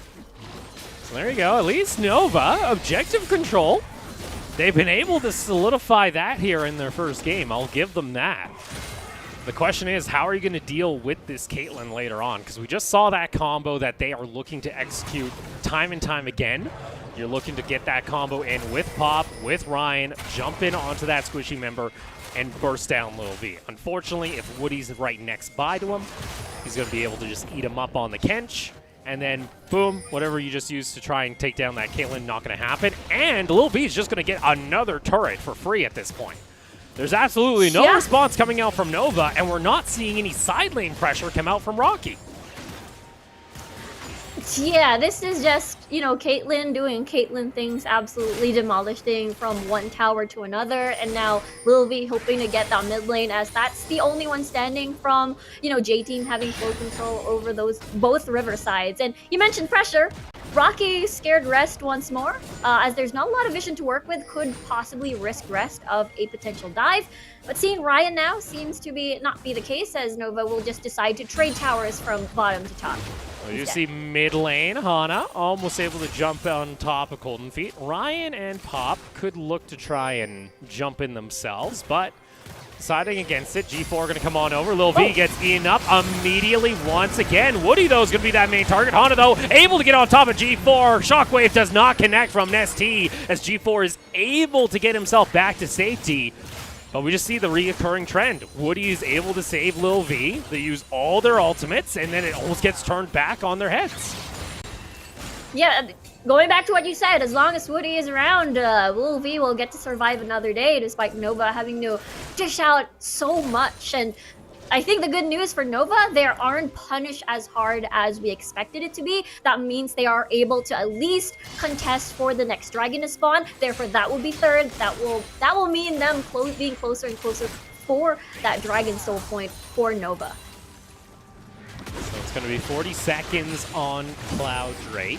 That would net Nova the third stack of the game. Do note, though, that Lil V gone ahead and picked up the rapid fire. We're not seeing the Storm Razor come out second like we usually expect out of the Caitlyn's, but not end of the world. And you do see that massive gold lead on Lil V. It's all on to that Caitlyn. Almost 8,000 now gold. 2,500 above Golden Feet.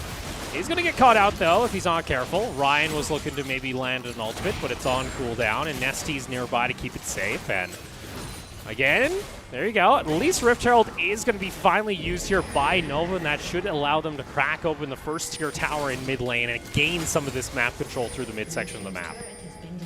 Yeah, they're the first ones in to remove that portion of the map, as Lil V still looking towards to get that trade in the mid lane. And this puts Nova, again, a good foothold and ground towards this dragon. It's getting chucked really fast.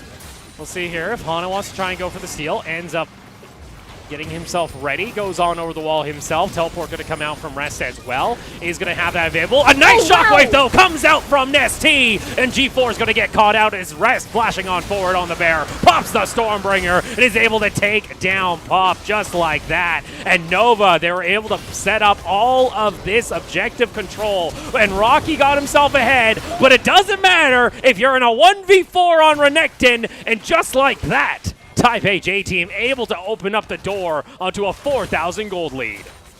Exactly, that's what just happened. Just like that, Nesty is able to turn things around in that choke point as well. G4 being a little bit too forward because he wants to set up the stuns, but it also exposes you to plays like that. Unfortunately, that choke point was the death of Nova, having that numbers disadvantage. Ryan tried to save that fight by having to at least trade the dragon. Unfortunately, Hana is able to whip my orb, and Rocky is in no man's land. At least Golden Feet is able to survive, but what can you do? Everybody's dead. And that's the thing, maybe it's just not showing the respect over at an ST. You are in a choke point up against an Orianna, and you go that close into the action without flash, G4? That's a mistake that you cannot be making here. And just like that, Nova, you know, cool, Rocky was able to get himself ahead, but we just saw the usefulness that is Renekton when he comes in late to the party, and unfortunately for Nova, I think their window of opportunity to kind of use anything this game has kind of passed, and it's going to allow Taipei J-Team to scale back up. And that has been the story of Nova, I suppose. I mean, you mentioned earlier that normally they would get a lot of topside lead, but not translate it into anything as much. And that could possibly be the story for this game in particular, especially J-Team is just free to reign, even though, yes, they did give up 2 Rift Heralds, the first 2 dragons of the game, but they're playing to their composition of having such a strong 5v5. Now, Nova is just banking on the fact that before objectives spawn, they're able to take a pick at least, because when it comes to the 5v5, they will not be able to match. The issue here, though, is you just saw that gold graph. The fact that Lil V is almost at 10,000 gold at, 20.5 minutes, and looking to now, looks like, pick up that Storm Razor. This Caitlyn's a massive issue. Golden Feet can't step up without just getting chunked down like he just was, and unfortunately, we've seen the combo a couple times now from Taipei J-Team, whereas if Lil V gets caught out by Nova exerting all their ultimates, Woody just eats him up, and it comes down to the fact that we wanted to see more action out of this Pantheon. We wanted to see more dives. We wanted to see more dives like we saw in that mid lane, but we just never did, and they weren't able to get any portion of the map ahead outside of Renekton. Yeah, we've only seen that dive once, and so far, that's the reason why Nova is having a difficult time. And the fact that, yes, the laning phase is done, that's the reason why, Woody is just sticking to Lil V like a Yumi, but he's Tom Kent, makes it even much harder for Nova to execute their composition. It used to be the trio G4, Ryan, and Rocky, but now it's a different trio that includes Pop. And now look at that, Nova is just forced to just give this up. I see Rest, again, using emotional warfare against his opponents. Spamming the emotes because he might as well. We're not seeing any response from Nova. Ryan getting a little bit greedy, just trying to at least take some of his own jungle. Rocky again in a side. He's going to teleport toward the top side of the map instead of just backing like he could have, but He's Good going to get call. himself out of safety, but that's a teleport down, and that's a teleport that you want to have on a Renekton. Maybe they could try making something out of this, but it just looks like a little bit sloppy play from Nova at this moment when they had the opportunity to blow this game wide open. It's like the tale of Nova all over again. I think the common saying of Nova fans and probably even broadcasters are they had it, but it doesn't look like they really had it from the beginning of the game. And so far, at least they're able to trade objectives and punish J-Team being overly aggressive of having to punish Rocky split pushing at the bottom side of the map. They're able to trade that out, get at least pressure at top side, remove that first tier tower, and that gives them a little bit of breathing space when it comes to the later portions of the game where Baron will be the juicy target for both of these teams. We'll see. Colton Feet was able to at least pick up his rapid fire cannon finally. Not the greatest timing for Jin, but nonetheless, doing what he can as he's starting to fall a little bit behind here in the CS matchup. And it's unfortunate too, because we mentioned with Nova during our champ select in pre-game that this team felt like they didn't have to worry about bot lane anymore. But unfortunately, when you let over a Caitlyn and decide to go Jin, as we mentioned a couple times from them, there has been times that the question of the priority on Jin for Colton Feet has been kind of brought up, saying, is this really worth it? We do see, though, a sneaky play coming out from Nova. It doesn't look like J-Team actually know that this is going on. Rocky and Ryan are slowly taking this Baron. They are going to be able to do it, but we do see Dragon now taken, so that's going to be now the extra 20% cooldown reduction onto the ultimates of J-Team. Now, though, G4 and the rest of the squad just go on over. Now realizing Type A J-Team, they say, okay, never mind, Baron's being taken, and Nova are able to sneak it. Yeah, sneaky by Nova, knowing that, okay, J-Team will surely want more dragons because they're behind in that dragon point. Let's just sneak this out, put 3 members in the mid lane just to make J-Team think that they're trying to contest a dragon still. And even though it was slow for Ryan and Rocky to hold that fort in the Baron pit, it was still enough because easy shift for Nova to just transition to that portion of the map and finish the job. And it will be too late for Type A J-Team to even try to contest that. Now Nova is back in the game. And rare do we actually get to see those Baron calls actually come to fruition. Usually there's a ward or something comes out, but Type A J-Team deciding not to even consider the fact that Ryan and Rocky are not seen on the map for almost a minute. They say, oh, they couldn't possibly be going for Baron. They wouldn't go for Baron. They never go for Baron. And bing, bada, boom, just like that, Nova now have themselves the ability to siege for about 2 minutes and maybe try and recover some of this gold. Yeah, it's just one of those things where, yeah, probably just trying to farm, doing, you know, the usual Rocky and Ryan things in the jungle, waiting for things to happen. Because that is what happens in the mid to late portions of the game, where Nova will just try to see and be a little bit more reactive, despite not having a huge lead. But for J-Team now, even though they have a 2k gold lead, Nova seems to be very aggressive, as that's a very dark map. A dark map, and at least Nova should be able to try and use that to their advantage. Try and catch out any member.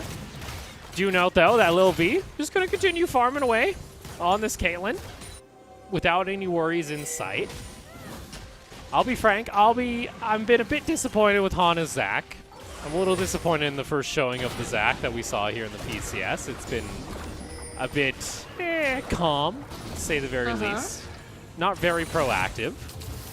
Mid lane, though. Lil V and Woody not afraid to step up. Do have to worry, though, that Ryan is nearby and could easily turn that at any point. And you do see that crit damage that comes out from Lil V. Ryan, though he is tanky, doesn't have a whole lot of armor to actually soak up that damage from Lil V, so has to be careful. Bot lane, though, look at that. Rest is actually 2 levels behind Rocky at this point. Therefore, J-Team really has to exert more resources to deal with Rocky at the bottom side of the map. And with that, at least with that Baron having to expire already, they've only managed to chunk these towers at half HP. So there we go. Nova able to open up a little bit of the map. Do note, though, that they weren't able to get much else off this Baron. Not been able to actually get that first second tier tower in the bot side of the map. As Rocky decides to back off, minions are going to crash into it. So they're able to get a little bit of extra gold, but nothing really out of the Baron buff. And for me, that's a little bit disappointing considering the fact, like you mentioned, that Rest was down 2 levels. Rocky is supposed to have this massive advantage. There you go. Bring down the extra members. Make it happen. Teleport going to be used here by Nesty. G4 ends up popping the GLP. May want that one back. Shockwave is going to connect. G4, though, still looking pretty fine himself. Ace the hole going to be used. Only tagging Rocky as he's able to intercept the damage. And J-Team, they use some ultimates. Nova, though, just kind of walk away without a worry. Yeah, I mean, I was a little bit worried there because, yeah, the GLP was used forward. That means maybe Nova was a little bit shaky, having to run and retreat. But yeah, 1 minute on the clock for the next Dragon to spawn. That's going to be potentially 3 Cloud Drakes on Type A J-Team side that Nova would hope to deny because that only puts J-Team closer and closer to that soul point. And that comes the reset. There's the backs being called. Vision-wise, Nova is still pretty much on the board as Type A J-Team still struggling a little bit more on that defensive side of things. And now, let's see. Rocky has teleport, G4 has teleport. And you also can't, like, understate the importance of a stacking Cloud Soul for the side of Type A J-Team. If they're actually able to get all 4 stacks, boom, that's 40% cooldown reduction on something like a Shockwave for Nesty outside of his item build that already has about 20% locked into it with that Ludens. So 60% on the Orianna Shockwave. You could be looking at 2 of those during a team fight. On top of that, for Woody, he pretty much has a double teleport. So if you're able to use that, might actually help out. His current call is going to be used. Woody soaking up a majority of the damage. Nesty coming on over there toward the side as Nova are able to find themselves a way into this mid lane. Rocky on the top side of the map. It looks like J-Team the ones that say, all right, we're going to go ahead and try and get ourselves a dragon out of it at the very least. But now, Inhibitor Tower is going to get threatened. Is going to be cleared out, though, as Rocky's only able to get to the second tier tower up in top lane. Ryan catches out Hana, but Hana just backs off. And once again, both of these teams don't want to do a single thing, it seems. For Nova, they're just trying to avoid Lil V's reign throughout this game. That's the reason why we see Nova having to pull back out once Lil V is back in the game and back in the board. And they're trying their best to take advantage of that little time frame to get at least an objective out, which is, in this case, would be the turret. And Nova, while they're happy to take that as a consolation prize, there will be another really scary threat on the board, which is the Baron, which will be spawning in a few seconds. Therefore, J-Team will be a complete 5s. Nova, let's see whether or not they're able to get a pick before that, at least. So now, 4 minutes until we get ourselves our next Cloud Drake. And other note is Lil V has hit his 100% crit chance now. So this Caitlyn really gonna start doing some damage. Do note, though, that Colton Feet himself is gonna start actually hitting his next little bit of a spike on Jhin. Opting in for that Storm Razor kind of says, all right, we're gonna wait until that Jhin is at about 4 items, and then he's gonna really start chunking out members. Has to get in range, though, and that is a little bit scary. You also have Banshees completed by G4 for a while back now. Does have Void Staff, so he's going to be able to do some decent damage, but we'll see if he's able to get anywhere close enough to Lil V or if Woody's just going to eat him up once again. And Ryan, got to be careful himself, not going to go into that choke point. Yeah, a little bit tanky, I suppose, having that Warmugs in, but you see Rocky doing some work still at the bottom side of the map. I mean, this is classic Nova style of things. If top side doesn't work out, doesn't snowball, you can able to match the bottom side. Oh, so, dear. J-Team, they're the ones that say, all right, we're going to go ahead and try and do the Baron, try and force Nova to make a play. Rocky, though, still not hesitating, going up into that 1v1 up against Rest. Both teams going to go ahead and back off from the Baron. You do see J-Team having to go through their own jungle. Nova got to be a little bit careful there. Scout of the Week's not going to connect. And it's back to another reset. Exactly. I got to point out, though, amazing restraint from Ryan. I mean, if you see that choke point where the rest of the members coming from J-Team just going to be in that single point of that area, Ryan was open for any sort of potential glacial prison play. especially the fact that Lil V still no, usual QSS. All of that defense will be reliant. Oh dear, look at that G4. That's just one hit, but in they go on top of Lil V. Shockwave comes out, prevents Rocky from actually getting into the back line. Rest goes in, tries to get some damage. Rocky, even though he's up by 80 CS, it doesn't matter because that damn Renekton does nothing at this point. Lil V finds himself the double kill, and that is the issue, Nova, this entire time. Lil V has been scaling away, not with a care in the world. Current Call going to come out from Golden Feet. But that's 2 members down on Nova, and now a transition over to the Baron for Taipei J Team. I mean, the go signal for there is having to put G4 in such a low amount of health, half HP getting chunked out without any sort of punish, as Lil V still is incredibly healthy at this point. And yes, you mentioned Rocky, even though he's just far ahead, his biggest use is to pressure Rest, and Rest alone will never ever match Lil V, especially when they're complete as 5s. And you saw there, G4 was the one hoping to maybe find a Baron steal, but not the case here, as we'll take a look back. And the sheer fact that Lil V can get in range of G4 and do this is a sign that Nova are just being too hesitant to actually try and take a fight. Yeah, it was, again, J-Team technically being on that first initiate with that auto attack, and with that 4v5, unfortunately, Rocky had to soak so many on the rest of J-Team squad. Now they have Baron on their side, and now they're hoping to Siege, which is, again, one of Lil V's strong point on this Caitlyn. Also, GA now completed for Lil V, so if Woody ends up messing up, it does mean Lil V kind of has a second chance at life. But for now, we just kind of seen what ends up happening. Nova, they try and expend all their resources to try and blow up Lil V. Doesn't end up taking place. Overcommit for a fight. Rocky tries to go for a massive flank, but now he's the one getting caught out himself. As Woody flashing on forward, not even going to save that to try and save out Lil V. Shockwave connects the slow as well, and Rocky, he's got all these members on top of him. Doesn't matter. Pings coming out from Nova, but they are in a fury as the team is failing to communicate. Now Cloud Soul going to be taken by Taipei J Team outside of a steal from G4. Doesn't happen, and 4 Cloud Drakes now secured for that extra cooldown reduction on their ultimates. And with that, just as you mentioned, 4 Air Drakes on the side of Taipei J Team. You know what? Okay, ruin our mid lane. It's fine. We'll continue pushing this because we have a better sieging power and as well as all the capability in the world to dive you.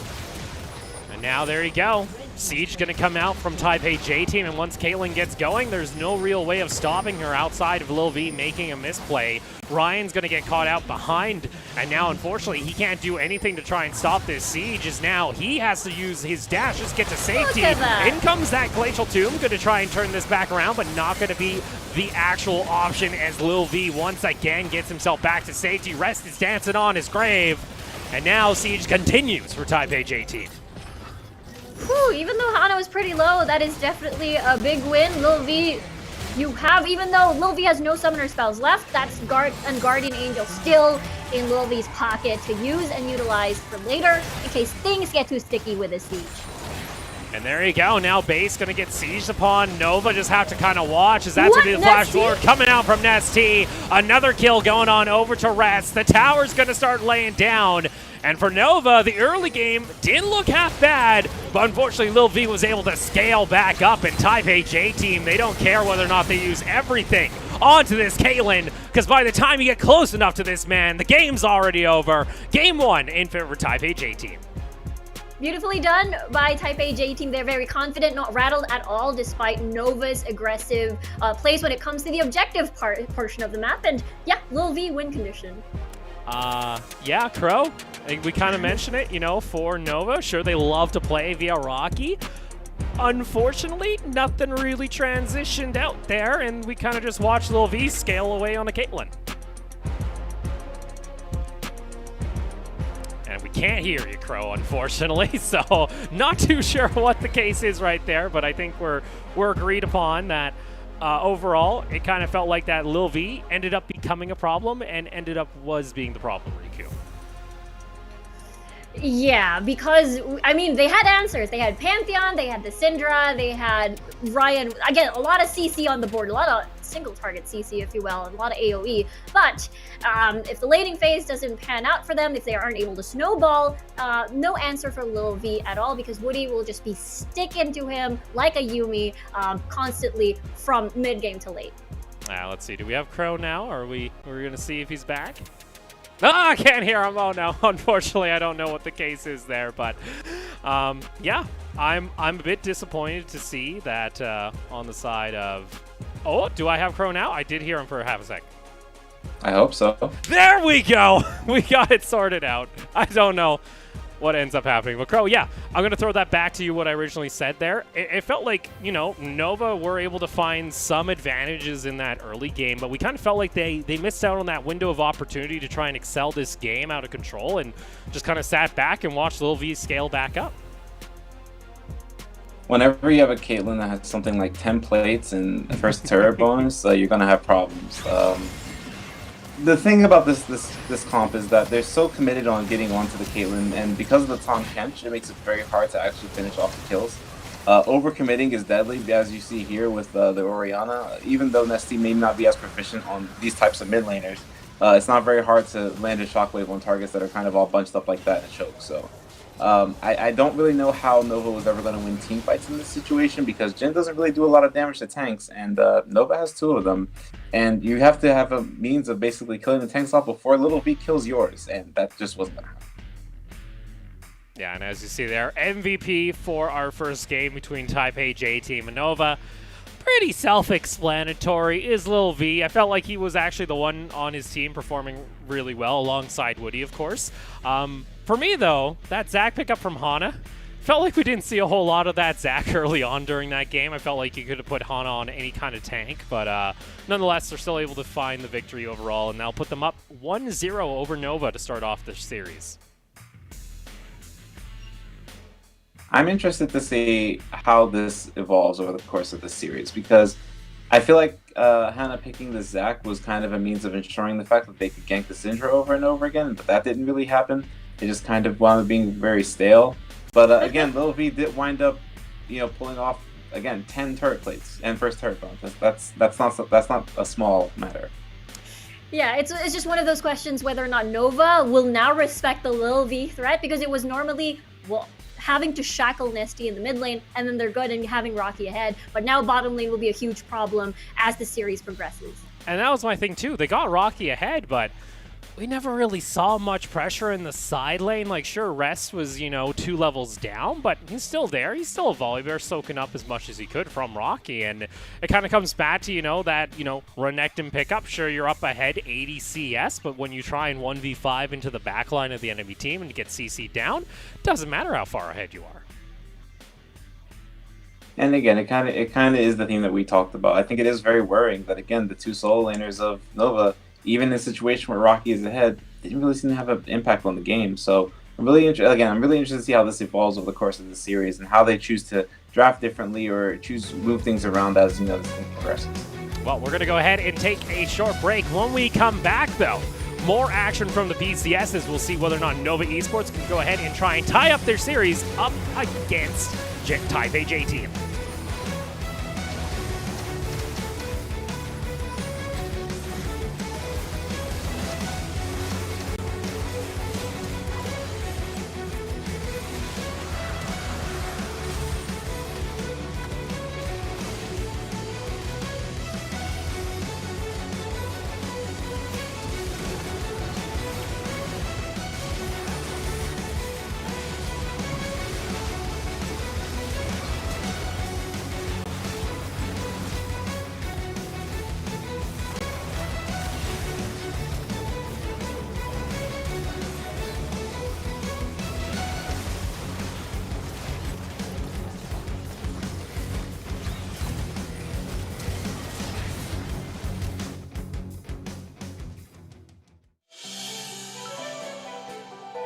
CTBC Bank is Taiwan's top financial institution, but we're not stopping there.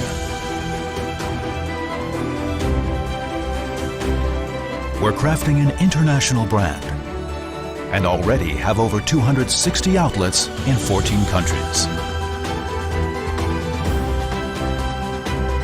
we are by your side, ready to embrace the future.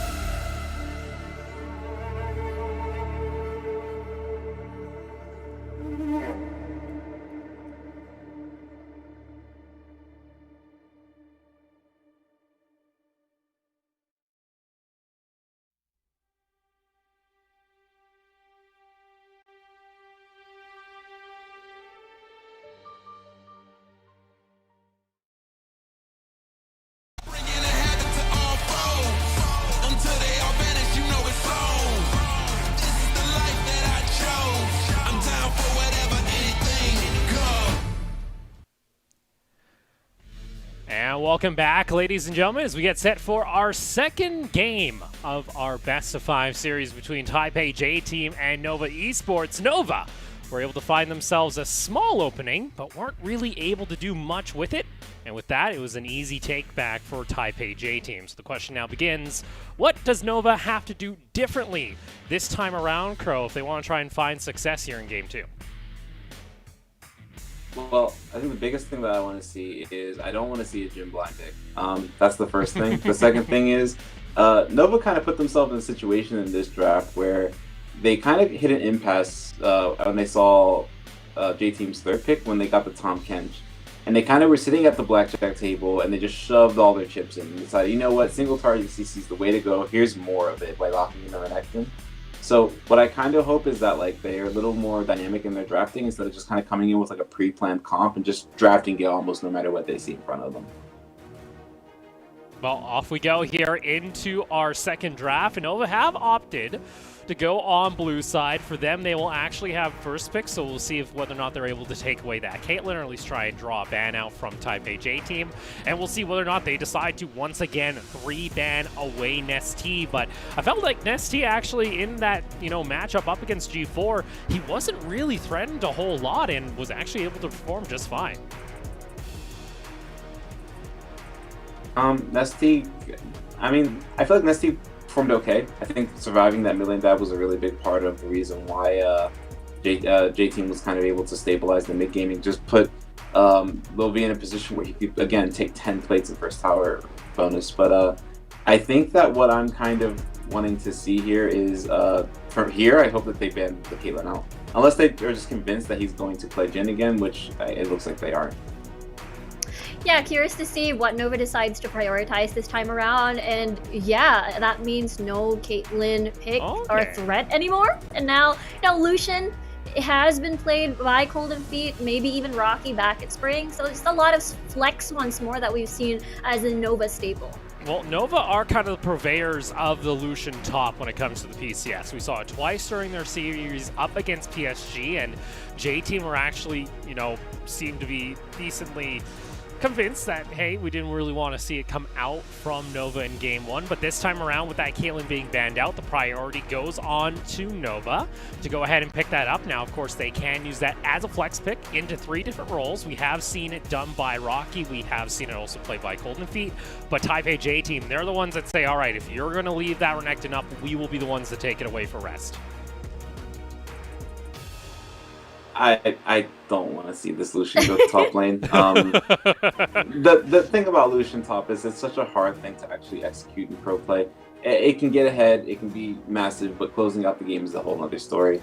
Happy to see J-Team lock in this Ashe. I think it's a good pick in this situation, pretty much regardless as to where this Lucian's going. This would be a little spicy. This would be a little bit too spicy for me, Warlock, if we're actually going to see Quinn also get locked in already first here. And considering the fact that we have mentioned time and time again from teams that it looks a little bit skeptical, that is a little bit more, but now that does scream that this Lucian is going into a solo lane. This is one of those you hate to see it moments. I'm not a fan of putting Lucian top lane in this situation. Well, I guess we'll just have to see how the rest of this draft shapes out. Zyra Khan here, I think, is actually okay. I'm not thrilled about it against Ashe because they're probably still going to get pushed, but we'll have to see how they round out the rest of this bot lane with either the supporter jump here. Yeah, it's looking pretty solid so far, I guess. It is definitely the Nova signature of putting Rocky, despite the fact that, again, J-Team has consumed a lot of bans, forcing out that Kalista and Lucian in the first game as well. And to top it all off for Taipei J-Team, looking really solid CC-wise for their single target at least on that department, with Ashe and Nautilus having to fix, or rather finish the first portion of the pick and bans.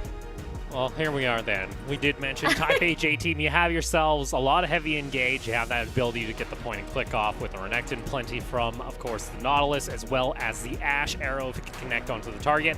Do have the invulnerability, though, for Golden Feet, so it keeps them decently safe. And now into our next rotation of pick and bans. We already see that Lilia get banned out away from Hana, so not going to have that AP threat possibly coming out from your jungle. Meanwhile, though, Taipei J-Team, they're going to be the ones that get rid of the volley pair this time around, as well as the Ornn in case this Lucian is getting flexed into the mid lane for G4. I'm really curious to see what the jungle pick for J-Team is going to be here. There are some AP options available. I mean, obviously they could just go with an AP mid laner still, because most of Nesty's pool is AP based. Silas still on the board here, and not a whole lot of threats to him really. So let's see what happens here. Yeah, same sentiments. Curious to see what Nesty decide to pick, especially if he wants to play safe, considering that first game was a little bit dicey, considering that G4 has shoved Nesty constantly in towards his lane, but Graga's actually back. This is looking like a throwback once more. Could possibly go towards Hana. Yeah, we did see a little bit of Gragas back in spring, but not a whole lot, and this time around, we kind of were wondering, where are we going to start to see Gragas kind of come back up into the pro play kind of circuit? We did see a couple of buffs come toward him. For Nova, though, showing the Syndra mid, now kind of confirms Crow's worst fears that this is, of course, going to be the Lucian going up into the top lane. I'm interested to see, though, what they want to try and lock in for Hana. Looks like they're just going to go for the double AD top side. Yeah, and Nova seem like one of those people you have to pull away from the blackjack table, because they are pushing all their chips right into the middle table once again. Strong 2v2, which is encouraging. The fact that they do have this in Lee Sin, but I don't really know. This looks like a classic 1-3-1 comp. It doesn't look like there's a lot of other ways they can play this. It's really gonna it is hanging very heavily on how well they perform on this Lucian pick here, because depending on how that matchup goes, we could be in for a wild ride. Makes me wonder if it's going to be a Renekton mid for Nesty. It could possibly be the case, as it has been picked before in the mid lane. But never mind, as we see, this is going to be a different Nesty special that we're going to be seeing today. Yeah, for J-Team now, you kind of are now running, again, dual melee solo lanes here at this point. This is very much kind of an all-in kind of composition that once hits level 6, you are looking to get yourself into a lot of action on the side of Taipei J-Team. And you notice that the summoner spells immediately swapped over to all the cleanses. all defensive summoner spells have come out now as a result of seeing what they basically have drafted. It's worth mentioning that while J-Team might not have a lot of AP or a lot of mixed damage, Nova doesn't have any tanks, so they don't really have anyone who wants to take any damage. And this is really just going to rely on, again, how well Rocky performs in setting up their ability to 1v1. Well, we'll see whether or not Nova can try and go ahead and tie this series up and try and force it into effectively a best of 3 up against Taipei J-Team. Taipei J-Team, on the other hand, though, looking to be able to take match point into game 3. We'll see. We got ourselves a bit of a spicy draft. We got the Wukong and the Renekton both on the same side. We got the Lucian up in the top lane for Rocky. A throwback to what we saw up against the PSG series we saw last week. We'll see if they can actually perform it here today, where they need to try and bring it back. If you get eliminated, there is no safety net in a lower bracket. You're done. Your series is over. Your season is over. If you fall here to Taipei J-Team, we'll load on into the Rift and see whether or not they can go ahead and tie up 1-1. Welcome to Summoner's Rift.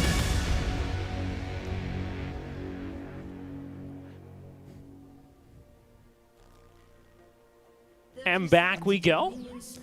I'll be fair, I didn't expect Nesty Renekton to be on the docket this time around here for Taipei J-Team. We always said, champ lane pool could have been an issue. Well, we're seeing them now bring out a couple of the niche pickups. Also cool to see here from Hana. We're going to see the Gragas once again, especially running Predator. You're screaming for those heavy ganks early on in this game for Taipei JT. Yeah, it's a little bit of a throwback again. I think that is the theme for the series for now, at least. But I think Nova didn't give in to any of that throwback. And instead of having at least a tank again in the jungle position, they fell back into what Ryan usually picks up if the Graves in Italy is already banned out. G4 pushing a little bit forward. We'll have to see how this pans out because Nesty, again, really strong lane bully as usual. And if all of these skills are baited out against G4, he will try to free reign and try to harass G4 in the lane. We'll have to see this time around. That one can be pretty hard there for Nesty, of course. Early on, G4 has that kind of range advantage, and as long as he's able to keep himself safe, should be able to get some decent damage onto his opponent, similar to what we see in top lane too. Rest's going to try and weather the storm here early up against Rocky's Lucian. That, to be fair, last time we saw Rocky on the Lucian, he was able to find himself a decent CS advantage, but very similar to what we saw in Game 1, how they lost to PSG Talon was they got themselves an early lead, but we never saw them materialize that into anything else on the map. Exactly, it's the usual tale of Nova whenever we see them getting Rocky ahead, either with or without the help of Ryan, getting that lane advantage, I suppose, when it comes to the matchup, but unfortunately unable to snowball it out of control enough for them to fully present themselves into a lead, if you will. But I guess that will be the job of Hana, either having to gank and reduce G4 in towards this mid lane and propel Nesty as usual, or perhaps having to, considering that Rest is on this Wukong, will be very useful still when it comes to the fights later on as 5s. Yeah, if you're able to get that knock up onto G4 and get rid of that Syndra, it's a bonus, but there is still 4 damage threats you have to worry about on the side of Nova, and that's kind of one thing kind of going into their favor and why they need to at least try and snowball things out of control while they can. And we did see that G4 was looking to try and maybe get a ward down, but it was on cooldown, so he wasn't really able to do much. Maybe try and catch out Hana on his Raptors clear. And we'll see when Hana himself actually makes an appearance. Has picked up his boots immediately. Rocky getting hyper aggressive underneath the tower, trying to force Rest to have to force a back out on this Wukong, as he has been able to at least double the CS, but not able to force the Wukong out of lane just yet. Yeah, even having to burn a flash at least, therefore having to sort of put the monkey at topside with a little bit more restraint. I suppose, look at topside though. Ryan is actually steering the monkey off of his lane. Good to see that from Ryan. He's actually able to apply some pressure onto Rocky's side of the map. They aren't able to actually pick up any turret plating though, which is kind of disappointing. Meanwhile, bot lane though, Golden Feet and Pop have to be a little bit wary. They themselves have been harassed pretty heavily in this lane up against Lil Fee and Woody once again. And Hana, instead of opting to try and camp up toward the top side midsection of the map, has decided, all right, this time I'm going to try and make plays happen, try and get Lil V and Woody ahead. Yeah, it could be a different scenario this time around. I mean, we saw Hana in the Zac. Not a lot of presence at the first 10 minutes of the game at least, but for Nova bot lane, it seems to be a very similar story on where they're getting sort of hammered down by the Type AJ team bot lane.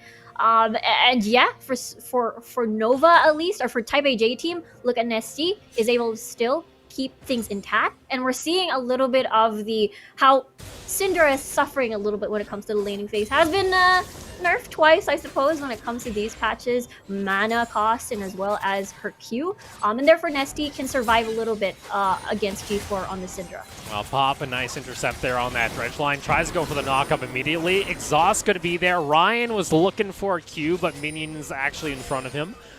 Prevents that Lee Sin from really doing anything else, just showing himself to show a little bit of pressure, but you do see those health bars on the side of Nova getting a little bit low, and looks like Lil V and Woody are hungry to try and seize an opportunity, as Hana is nearby. Hawkshot is going to spot out Ryan, so we'll see whether or not they're actually able to translate this play into anything. Yeah, speaking of hungry, Lil V, both bot laners actually, on both sides, are very hungry when it comes to resources. Not a lot of HP and mana to work with. Golden Fee, oh no! Golden Fee gets caught out, forced to use his flash and cleanse as Hana wanted to try and go for the all-in. Used his flash as well, but that is going to be now cleansed down, especially closing in onto that level 6 for Lil V. Might have an opportunity to try and translate that into a kill in the next couple of minutes before that summoner comes back offline. Exactly. Flash, body slam combo. A lot of value having to remove both of those summoner spells in exchange of just one.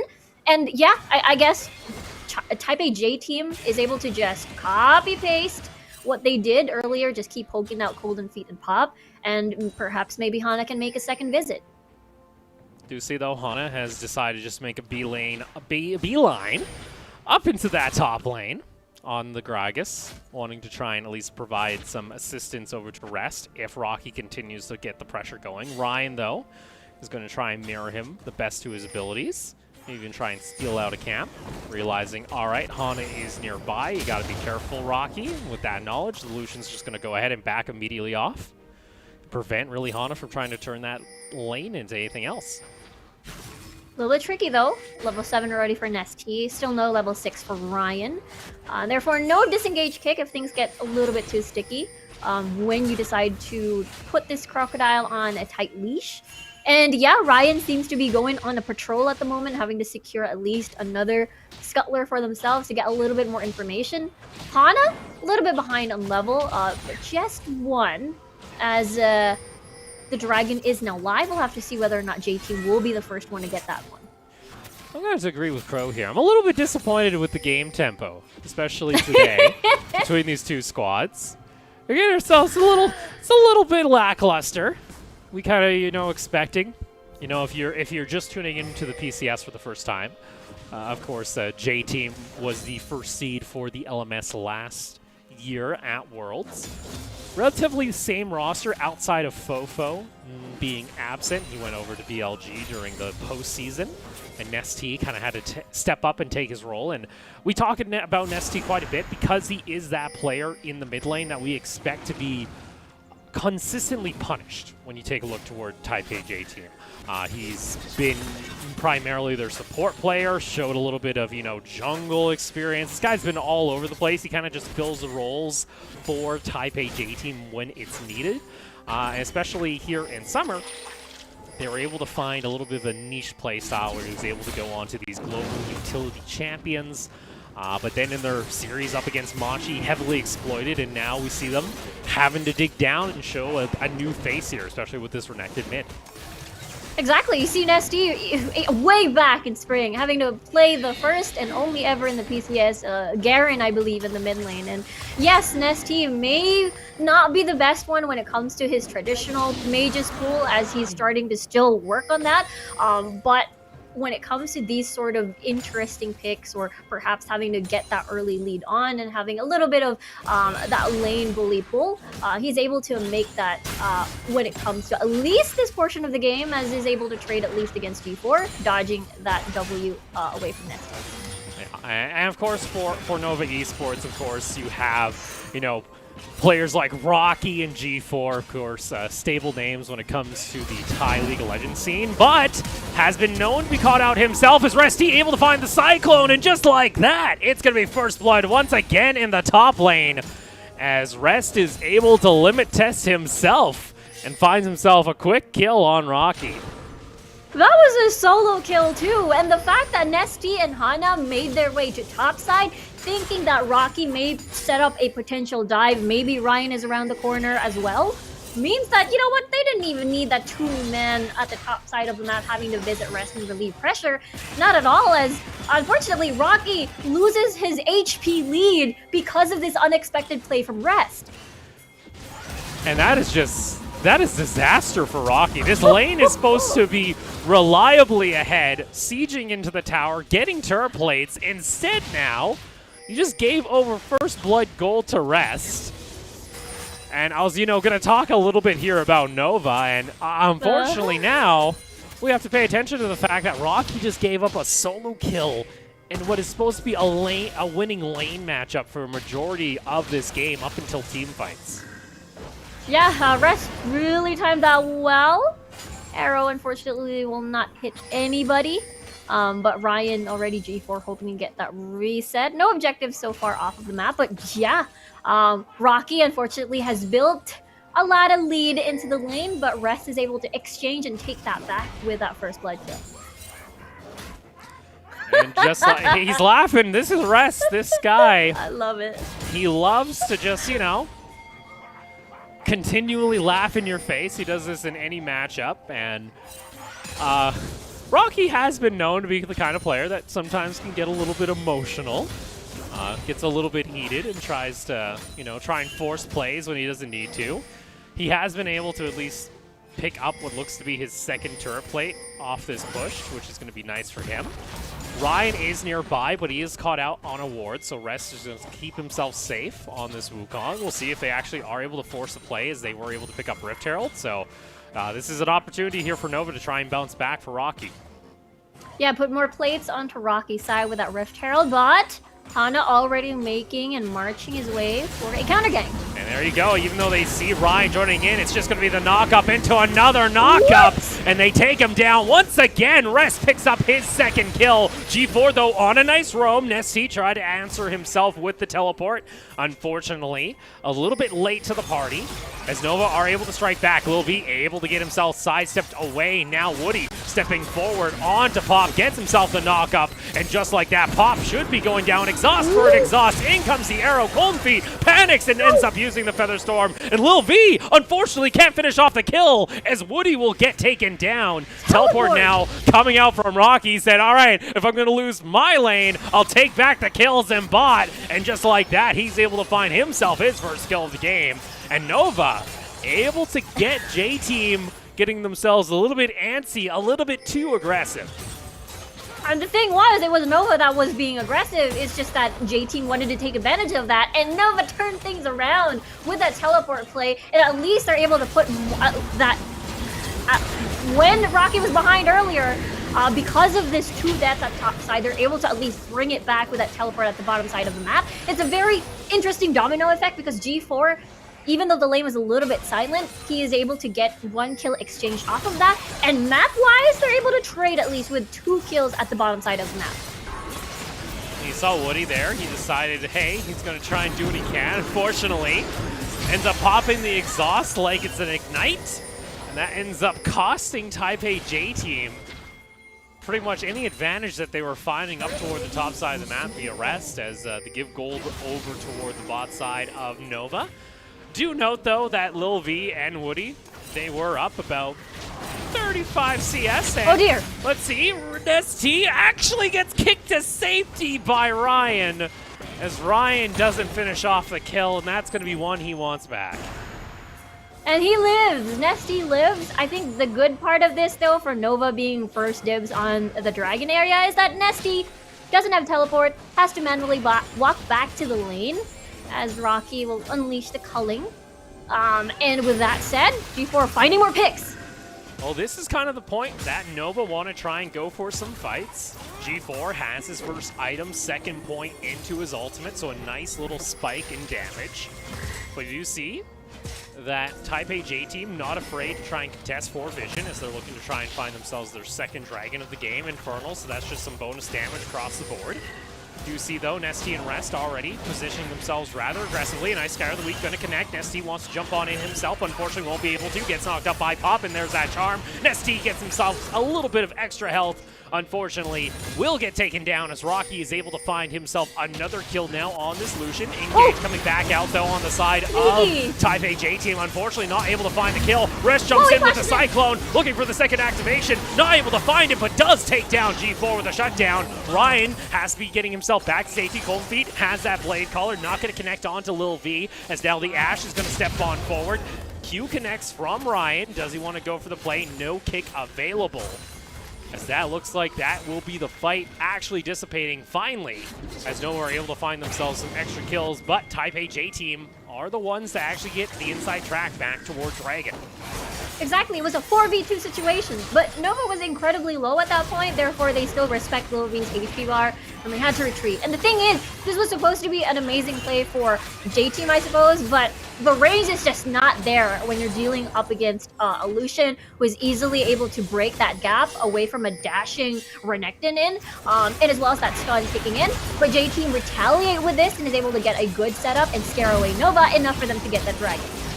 You saw their rest was just a little short of picking up the extra kill there on Pop. Do you note that Beautiful. Rocky finding himself a double kill is pretty nice to see, so kind of gets him back into tempo as he's now 4-2-0. Meanwhile, though, Turret is going to get taken down on the bot side of the map, and Lil V is going to get some extra gold injected back onto this Ashe. At least Rocky's going to be able to take down his first tier tower, as well as Nova securing second Crypt Herald. Yeah, I just want to point out again a beautiful sidestep from Lil V, from Golden Feet there on his Blade Collar. But yeah, Ryan is at least to equalize it-ish, because that's still 2 dragons on J-Team's pocket, and Ryan just wants to at least sort of get another objective off of that. They're still able to at least get a bunch of kills and punish Nesty when he gets a little bit too over-aggressive. But so far, though, Lil V is still going to be a huge problem in this game. So second Shelly secured there for Nova. We'll see if they're actually able to use that anywhere else on the map to try and first open a little bit of the game. Well, side lane, it's just going to be the G4 show, it seems here. But Predator is popped as Hana's coming on over. Stab weak, not going to land. Nice little side step away into the Cyclone knockup in G4. Fortunately, nothing he can do there, as the knockups are just too consistent on the side of Taipei J-Team, and they get themselves a quick and easy kill back on over to rest now 4-1-1 on the Wukong. Exactly, it's CC City for Taipei J-Team in their composition, and unfortunately, vision-wise, Nova does not really have that in their hands, and therefore, J-Team is able to punish that. And unfortunately, even though G4 deals a lot of damage on towards Hana, still not enough once the CCs are changed perfectly for the execution. Meanwhile, mid though, Shelly's going to be popped, and Nova are going to be able to take the first tier tower. So that's a nice pickup there. Meanwhile, bot side, Rocky's able to get some push in onto the side of Nova Esports. So able to find a little bit of a breath of life, considering this has been a bit of a chaotic game to start things off. Lil V has finished off his Essence Reaver. Arrow going to come out a little bit off target as Ryan's able to avoid. Meanwhile, though, Nesty with the flank himself. Hana also has, again, that Predator being popped, and unfortunately, Rocky can't escape Woody as the shutdown goes back on over to Nesty. Q not going to land over to Hana to try and give Ryan the escape he needs. Going to get himself back away. And meanwhile, no, unfortunately, Pop himself is going to be tagged on in. Gets Dredgeline. That's going to be an extra kill that Nova didn't need to give back on over, as Taipei J-Team end up cleaning multiple members off the map on Nova's side. Taipei J-Team non-stop aggression, and the fact that, again, most of the members from Nova weren't really present for any sort of potential punish from J-Team's over-aggression. But the fact that, again, Nova really overstayed their welcome at the bottom portion of the map means that it's so easy for J-Team to try to punish and cut off the escape path of Nova. And it all started with, unfortunately, Rocky flashing towards the wall. Rocky, unfortunately, he ends up bumping into the wall and tries to go back into Woody's dredge line, unfortunately. And then poor Pop, he's just trying to be here for emotional support, and then he ends up getting tagged out by the cask from Hana. Ends up giving an extra kill on over, and every time we see Nova get some tempo, get some confidence on this map, J-Team just kind of dashes it immediately, and it's a little unfortunate to see, as this is an exciting comp from Nova. It's, you know, spicy. It's supposed to be high tempo, high aggression early. But it's just been kind of shut down here now by Taipei J-Team. Exactly, because yes, Nova does have that aggression, they do have that confidence, but again, we mentioned CC City for Taipei J-Team, therefore it's so easy to punish these aggressive plays from Nova. And that's the reason why we're seeing a lot of plays by, you know, Nova Esports not really going into any sort of fruition. And with that said, though, 20 seconds on the clock more or less for the next Dragon to spawn. J-Team is so close for that soul point if they do get that third Drake for themselves, as 5v5 is looking a little bit shaky for Nova side. Setup now coming out from Taipei J Team as they get full control toward the bot side of the map. Ryan is still hovering, and if he can find himself a good flank into a good kick, maybe an opportunity for Nova to try and take a good team fight in their favor with a good combo alongside Pop. But now up to Ryan to try and steal away this Drake. If not, Taipei J Team will be sitting at Soul Point on the next spawn at about 26 minutes. We'll see now how Nova try and play this. G4 with an orb in hand, throws it down, not able to get into a good position. It looks like there is going to be no response coming out from Nova. Arrow actually getting popped immediately. Hook is going to land back onto Pop, gets himself back over to safety though. As Taipei J Team find their third dragon of game 2. And look at that. The arrow was definitely enough for Nova to just spread out and fan out and just retreat. Especially the fact that they weren't really close as much to steal that dragon because yes, you're at least in, you're able to at least close the gap and sneak your way into the pit. But unfortunately, again, gotta respect how easy it is to land all of these CCs from Taipei J Team side, therefore putting you even more behind when they do punish you out. And unfortunately, you just saw that gold graph. It looked really nice for Rocky. He's got himself, you know, almost 9,000 gold in his back pocket. But he can't really do a whole lot with it at this point. Can't even get into a side lane without getting pressured down by the, again, roam or gank potential of Hana. Nesty is also nearby. Ryan's 2 levels down at this point too as well, by the way. So he can't actually go toe-to-toe with this Renekton. Nesty is sitting fine. It just kind of feels like a lot of the early game aggression, early game playmaking we needed to see out of Nova didn't transpire. It's almost exactly what we said about game 1. Exactly. No, even though Rocky gets ahead, J-Team is able to exchange that. As we see, Rest is already 5-1-2 on this Wukong. Already has his Triforce completed. And the fact that, again, Rest will do a lot for the team, not only to set up, but because he's also ahead against his enemy laner, he's able to at least contribute to the damage portion of things as well. And yeah, Nesty is doing a whole lot to shut down any of the low, well, not low mobility, but any of the squishy members. Okay, Nesty. He now feels what it feels like to be a top lane Renekton, as he'll just get taken down instantly.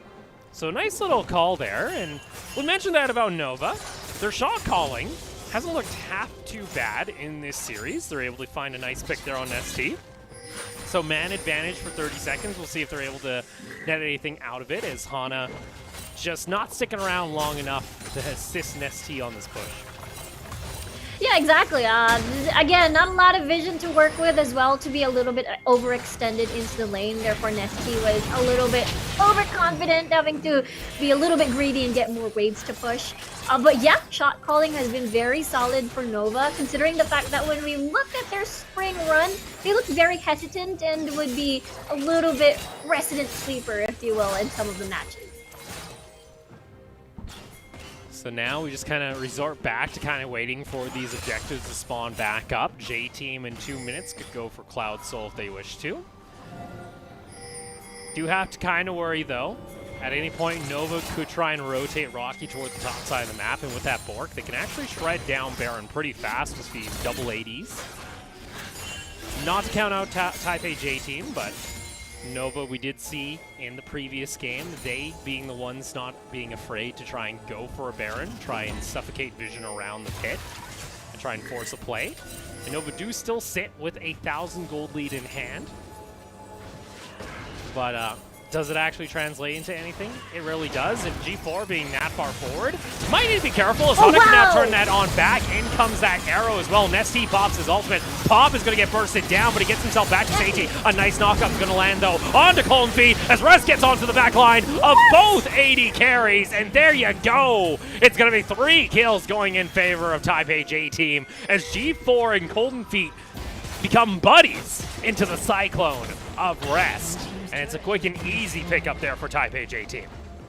Aha, look at that. 3 deaths already, and J-Team pretty healthy except for Woody. But it's definitely enough for them to focus on this Baron. And this puts J-Team in a really nice position to end the game. And there you are. You saw Rest, even though you bully him in lane, now popping off 7-1-3. on his Wukong, able to shut down any kind of criticism. And just like that, you see G4 is the one to try and force this play. Ends up having to soak up a bunch of CC and pops his plan, and then there you go. Rest just finds entrance into the backline, and it's game over for Nova. Yeah, with the flash, with the dash, is able to gap close towards the backline of Nova, and their positioning in general was already scattered to begin with because G4 was caught in front, and again, when it comes to these team fights, oh dear. Oh no, G4, That's you cannot tragic. be there at this point. That's a free and easy pickup. Unfortunately, now we're starting to see Nova begin to crumble. It's Taipei J team with Baron as well as now Cloud Soul in hand. Can look for sieges to start closing out this game and try and force now game 3 to be that match point to advance them through this lower bracket.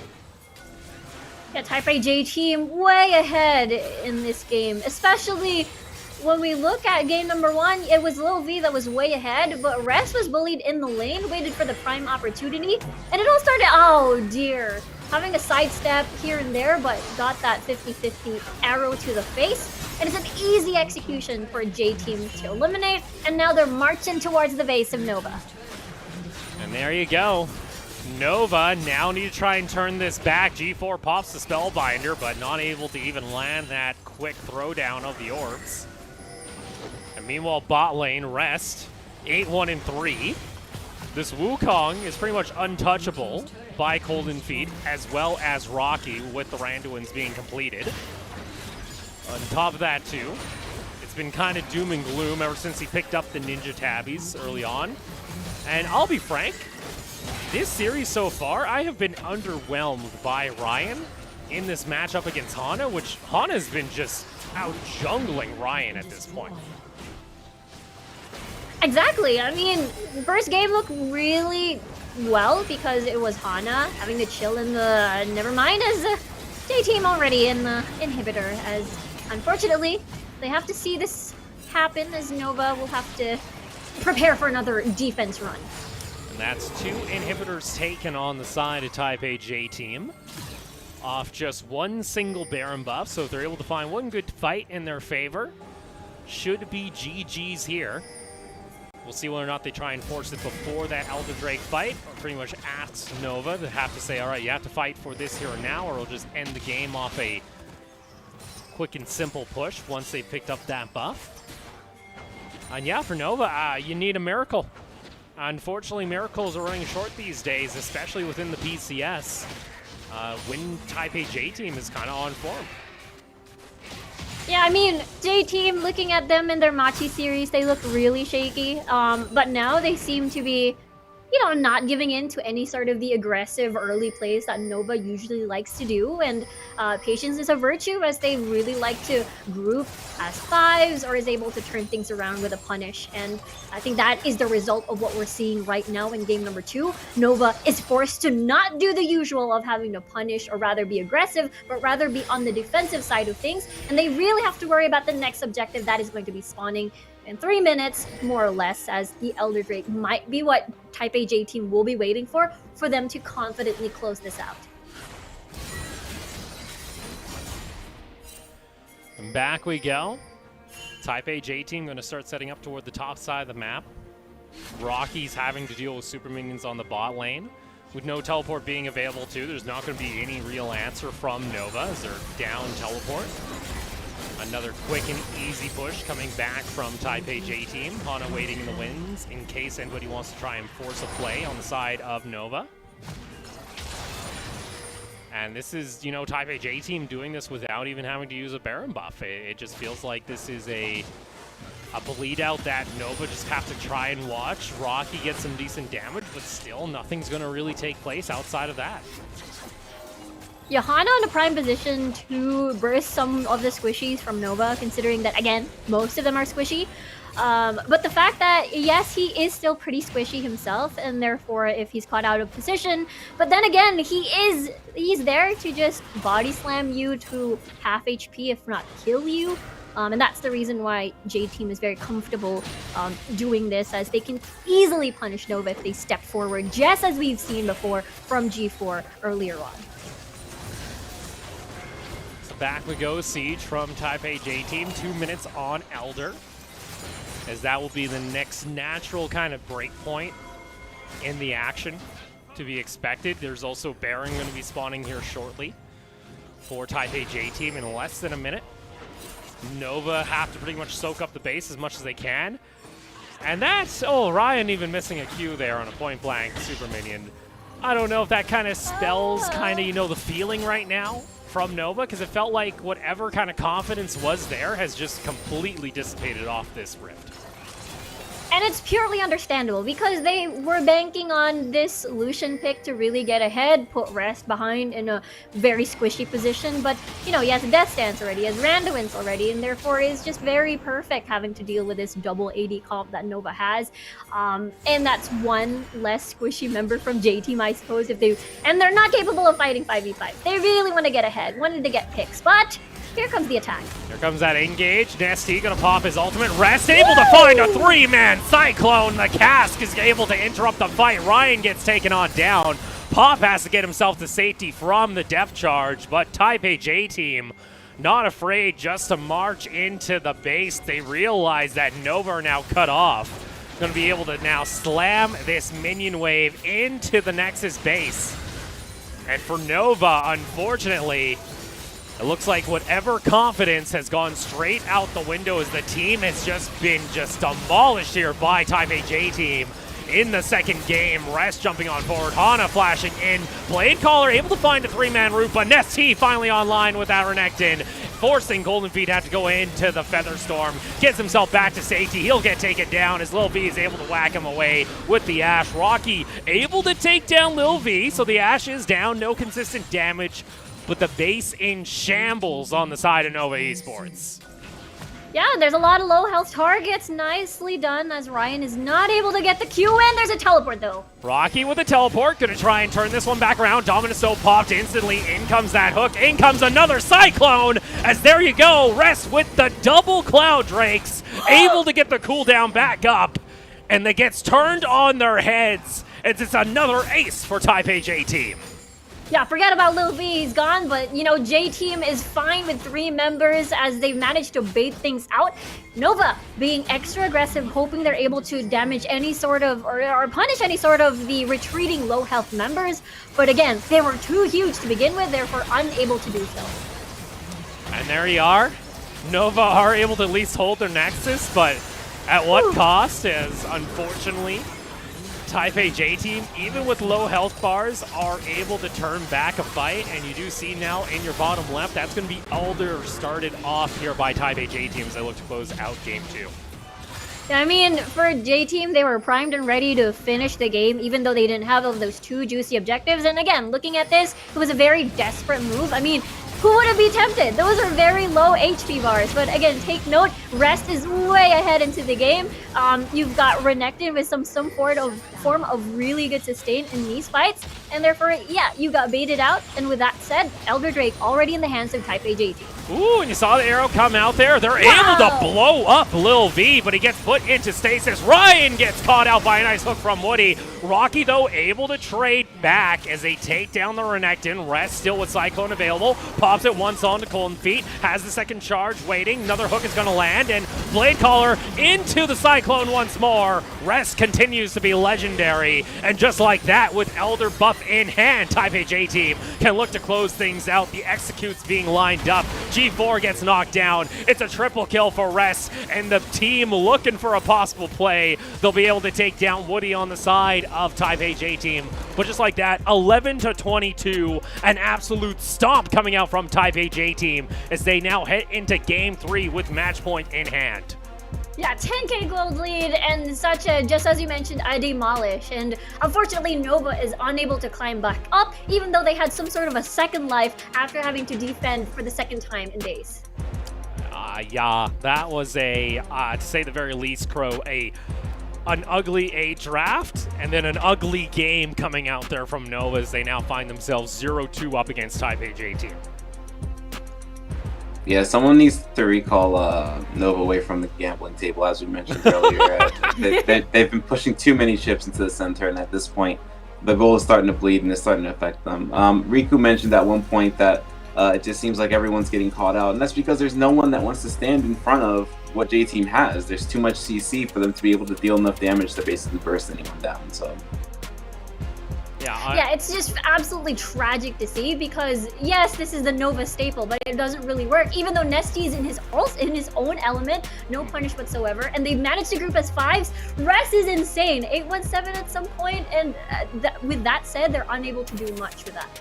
Oh yeah, and especially when you're in that matchup against Solution, if you're somehow able to get first blood with a solo kill, by the way, that should never happen if you're Rocky. At that point, he just picks up Ninja Tabbies. It's kind of GG from there. It never feels good when you're supposed to be a top lane Lucian that's supposed to be getting ahead, getting all these stir plates, and forcing your opponent out of lane, only to have that turned on your head. And now, on top of that too, I felt like there was no jungle pressure coming out from Ryan this game on the side of Nova. It definitely did feel like Ryan was struggling to basically find plays to make. But at the same time, as we mentioned, he didn't even need to. Well, it wasn't even a matter of jungle interference that got the advantage for them in the first place. Wukong solo killing Lucian in top lane is kind of a big deal, especially in a situation where if you looked at the play, it looked like Rest was up to something. He looked a little too comfortable in that situation, like either the jungle was there or he knew he could solo kill him. So a big questionable about the draft. I don't really like. Again, I don't like. I think Lucian top lane's a really difficult pick to actually execute in pro play, and it kind of displayed itself here. Yeah, I 100% agree because there's not a lot of fallback you can deal with, at least for Rest if he goes behind in lane. Still very, very much, you can still feel his presence in the team fights later on. Now we'll take a look back here for some of these fights, and I think this just screams it. It's just chaos and just miscommunication coming out from Nova, where the Rest should never have this opportunity to get a knock-up on the AD carry and the mid laner at the exact same time. Yeah, he's just so patient. If you just look at the way that he set up for his engage, he was just very patient with his engages there. But also, it's just a matter of, you mentioned chaos. There's so much more health for J-Team to play with. I mean, like if they lose half their HP bar, that's still going to take a few seconds for you to actually burst down with a few members. Whereas if you take half your health bar on Nova's comp, you're effectively out of the fight because if you take one more hit, you're dead. And that is going to be Rest with the MVP for Game 2. A 14-1-5 performance on the Wukong. 86% kill participation as well. And showing us why he was at the top of our damage numbers at the end of the regular season. 4th overall when it comes to damage per minute. Doing it from the top lane on picks like this Wukong helps net Taipei J-Team their second victory here in the series, and now forces Nova to match point where they have to pull something out of their pockets, you know, change up their playstyle. They gotta do something, Crow, because at this point it's do or die. Rest in his picture holding out his hand there as if to say, come on bro, like you knew that wasn't gonna work, come on bro. So we'll see. I think Nova just has to figure out this from a draft perspective. I don't think that they're playing a lot of the macro decisions incorrectly. I think that whoever is doing the shot calling at Nova, I think is doing an excellent job because they have been in all of these games. But the thing about having Illusion is you start the game 1.5k gold behind. So you really have to look at the gold leads and say, well, even if they're even, they're still 1.5k gold back.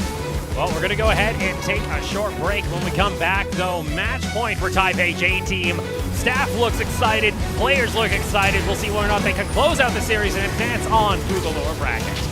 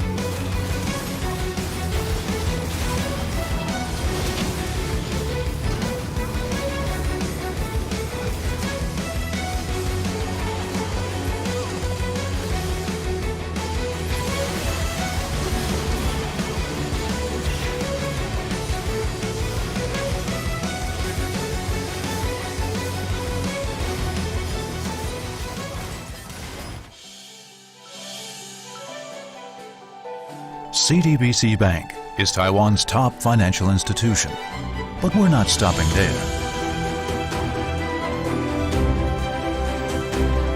We're crafting an international brand and already have over 260 outlets in 14 countries. We are by your side, ready to embrace the future.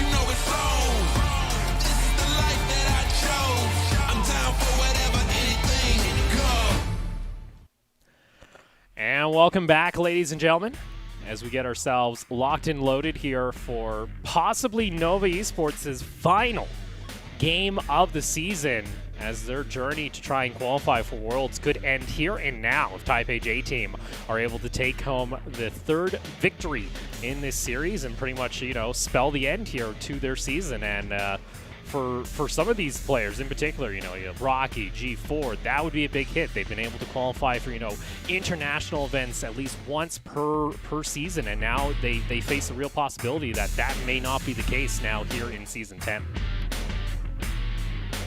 Yeah, it's very different nowadays, considering the fact that, just as you mentioned, G4 since 2015 during DKT days have been on the international stage constantly and has dominated the GPL and LSD region. And now it's very different, as LMS, the addition to LMS into the PCS is a huge hurdle for them to get back into that stage. And Crow, I know for you, we've been talking a lot here about Nova's draft in particular. They have once again opted to go in onto blue side up against Taipei J-Team. And we were talking during the break, they kind of have an idea of what they needed to do. They have been 3-banning out in ST, and we have seen some little instances where they try and exploit that, but the rest of their draft, it feels like it's just not following that combination, and it feels like they're losing out on what they could possibly be using to win.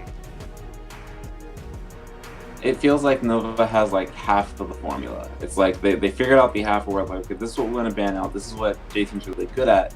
But then when it comes to building their own comps, it seems like they're kind of either too focused in on doing one thing specifically, or that, they're just kind of drafting that they think are strong in certain positions and not really thinking about how those pieces fit together. So however it is that they got to figure it out, they got to figure it out really fast, because this is game 3 and they're already down 0-2. Yeah, it's incredibly crucial and interesting. So Caitlyn and Set open for the taking. What will Nova decide to prioritize? Because Set has been one of the biggest picks as well for Nestea. Caitlyn did well on Lil V on game number 1, and Nova decides, yes, they'll take the Caitlyn instead.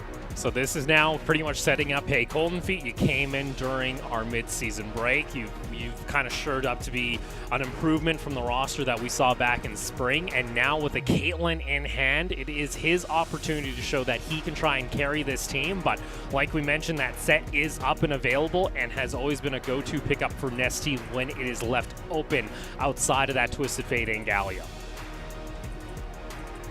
And the thing here is that the set is so flexible. It can go in so many different positions. It can go jungle, it can go mid, it can go top. There's no real telling. Like, the set pick doesn't really show anything. I mean, there are instances where it can go bot. I don't think this is one of them since Callista's already out of the picture and Jhin has been locked in. But this set is so flexible. It doesn't really tell Nova's comp anything. So it's going to be interesting to see what they choose to lock in next. I'm hoping that they pick something that can help either Nova, Caitlyn stay safe or help it push the lane in, because otherwise, you know, Jason could just lock in something that shoves in, and then they're going to be in a situation where Caitlyn isn't really that effective.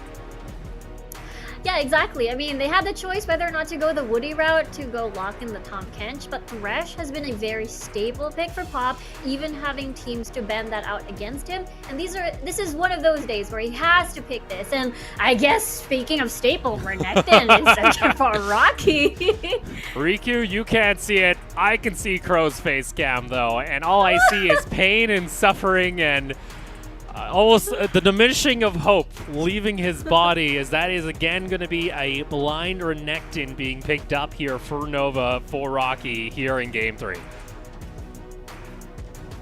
As a person who's competed against Rocky and G4 for many, many years in the GPL during my time with various Southeast Asian teams, this is kind of okay. The thing about those two players is that they are who they are, and I think this is just a situation where they're just choosing to stick with their guns.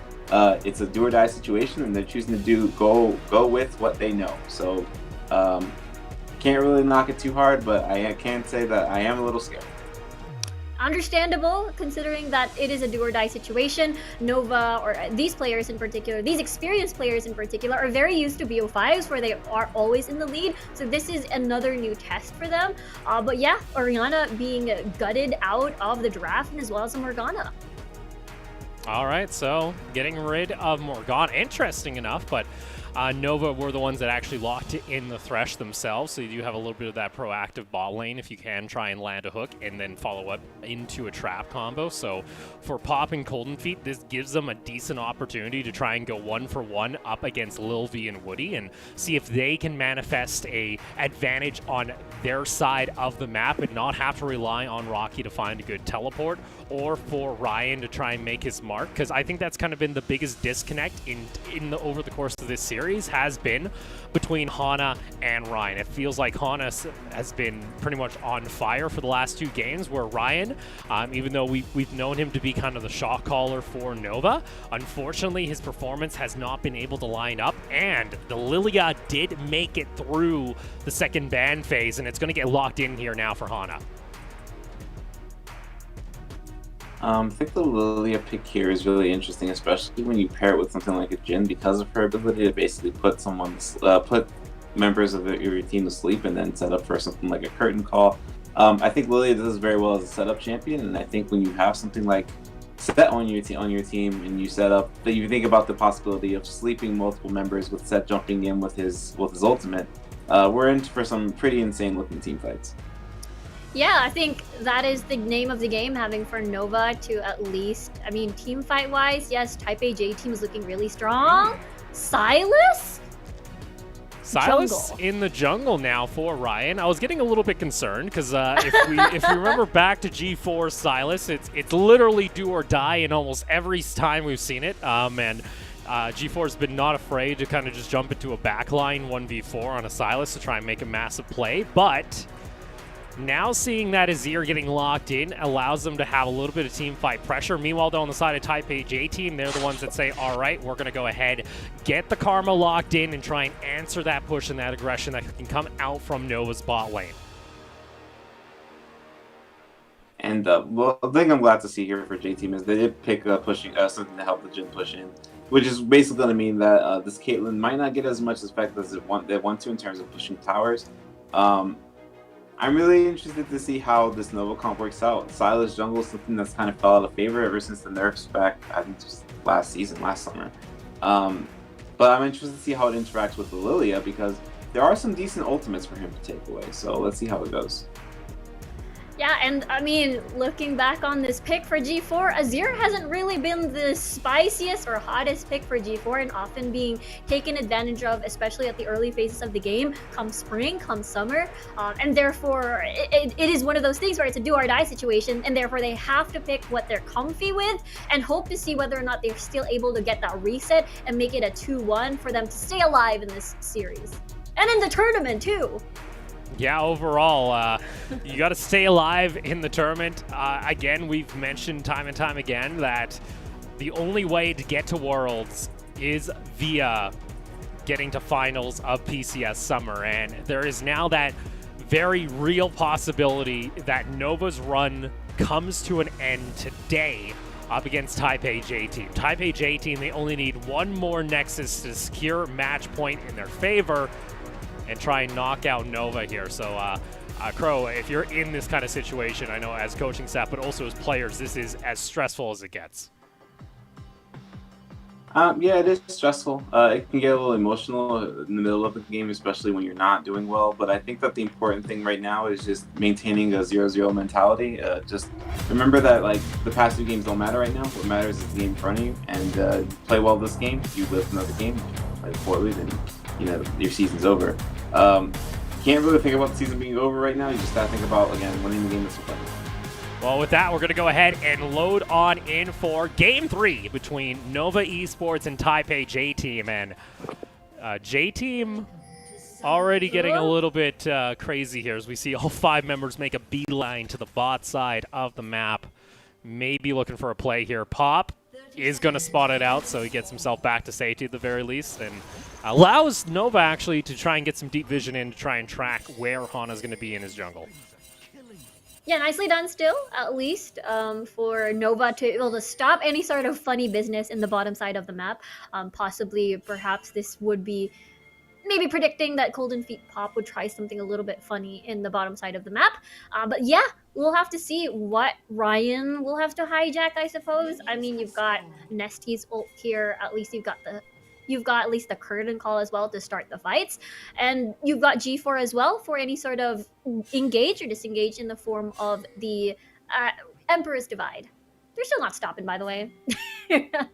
Still trying to. Again, Lilia doesn't mind trying to get up into your face, especially while you're on for Hana, if you're on this Lilia, especially in these kind of skirmishes. It can go very well. Facebreaker, though, is going to connect onto Ryan. That's going to force him back through his jungle, as it looks like the invade will be a success in the form of stealing out the Raptors.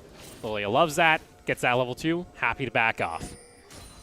Easy steal, easy zone coming from J Team, having that face breaker in. Ryan, again, any of these champions aren't the best at the moment, especially when you're at level 1, so you just have no choice but to concede that, and no punish whatsoever, considering the fact that we're just 3 members in that camp having to help guard. And I think it's a good start for Hana, but the thing is, when we look at Lilia's track record, at least, when it comes to the PCS, so far they're looking pretty. So now we'll keep track of where Hana is at least trying to position himself. We do see, though, that Ryan, this time around on the Silas, not afraid to just try and get up into Hana's face, as he's already looking for that Raptor. Hana, though, going to come around the corner. We'll see how well he's able to fare this, as spots it out. Able, though, to just pick up every single Raptor off a quick one. Watch out, Eep is available. It's going to be the flash coming out from Ryan immediately. Flashing on forward is Hana himself. Watch out, Eep gets put on down. The bonk is going to land. And there you go. First blood going on over to Hana. Start things off here for Taipei J Team. And the thing with that play is that Ryan was the one who took that risk. He was willing to exchange at least another Raptor for Raptor after Hana stealing the first.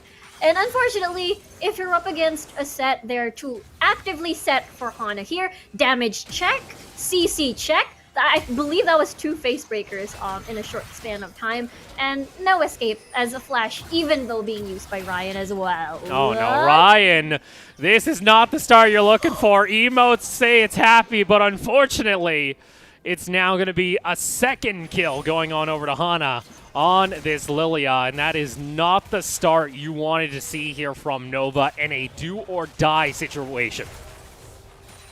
I mean, exactly. This is the start where, you know, J-Team full control. Game number 1 and 2, it was definitely Nova having to do whatever they wanted early and J-Team waiting it out for the 5v5s. And this time around, because Nesty is on the set, therefore is able to propel, and the dynamic is different now because they're able to make these aggressive plays just because of that pick. And Ryan, on the back foot twice now, just because of that first kill, is unable to punish because, again, G4 on this Azir, he's not able to do much, especially pre-level 6.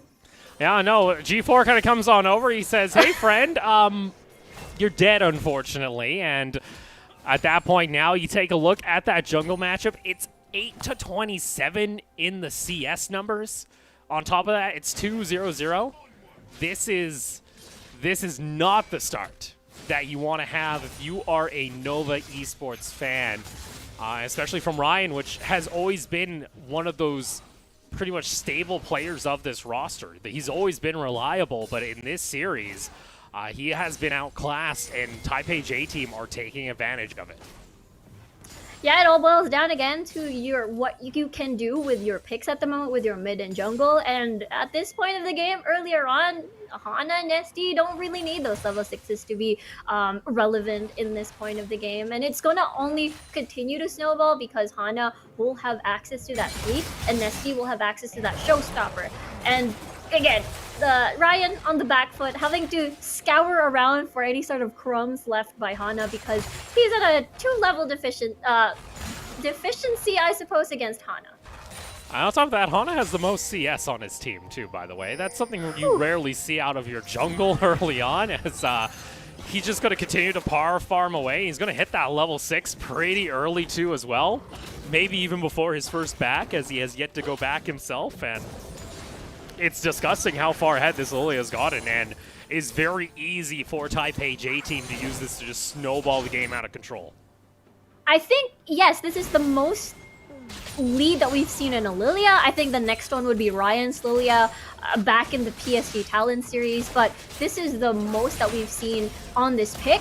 And usually, yes, you get that early lead, but looks like for Hana, he's having to set the game and set the tone of the game at the moment, as Nova now falling into that portion where they're hoping for G4 to scale and hoping to punish J-Team's aggressive plays. That's a disgusting 6-minute back from Hana, by the way. That's a fully completed Runic Echoes. Rest is just doing bear stuff in top lane, because he pretty much knows at this point, as long as the Lilia just, you know, does Lilia things once she starts heading into the lanes, it don't matter what the other lanes are doing right at the moment. And for Nova, this is very much them, a different kind of identity where they are mainly to try and play through this bot lane while you have picked up this Caitlyn for Golden Feet and Pop being put onto his signature Thresh.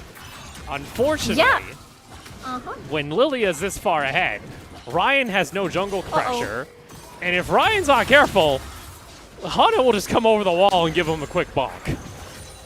Exactly, quick bonk. Unfortunately, the Seed is unable to spot Ryan out, therefore Ryan gets to live, but unfortunately his jungle, though, is already in the hands of Hana, who's constantly making visits here and there.